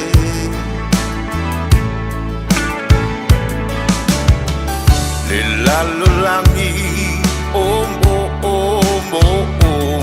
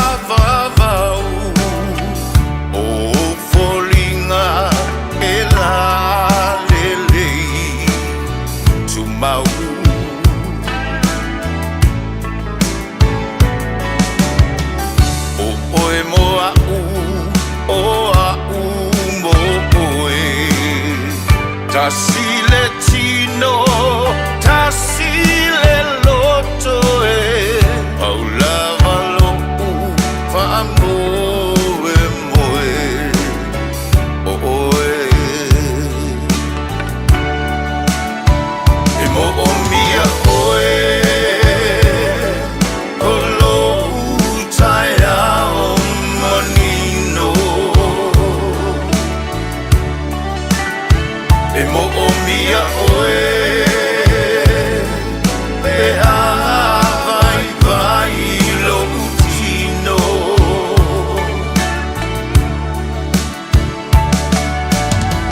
O oe o lo umano si anga A o mai o asoleanga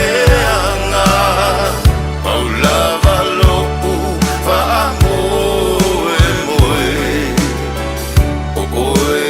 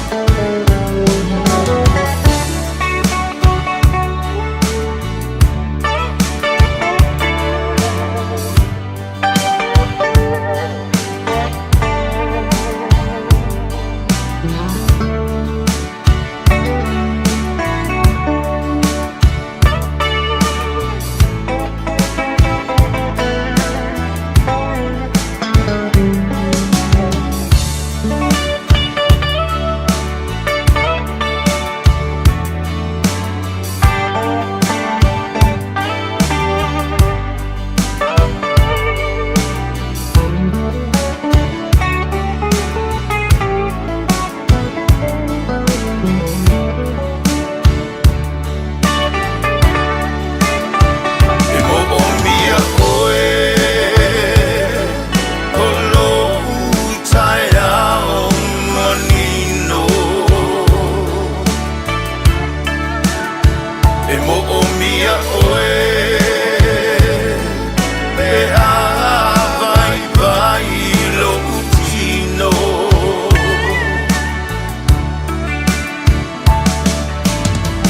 O oe o lo umano si anga A o mai o asoleanga Paula valo fa moe moe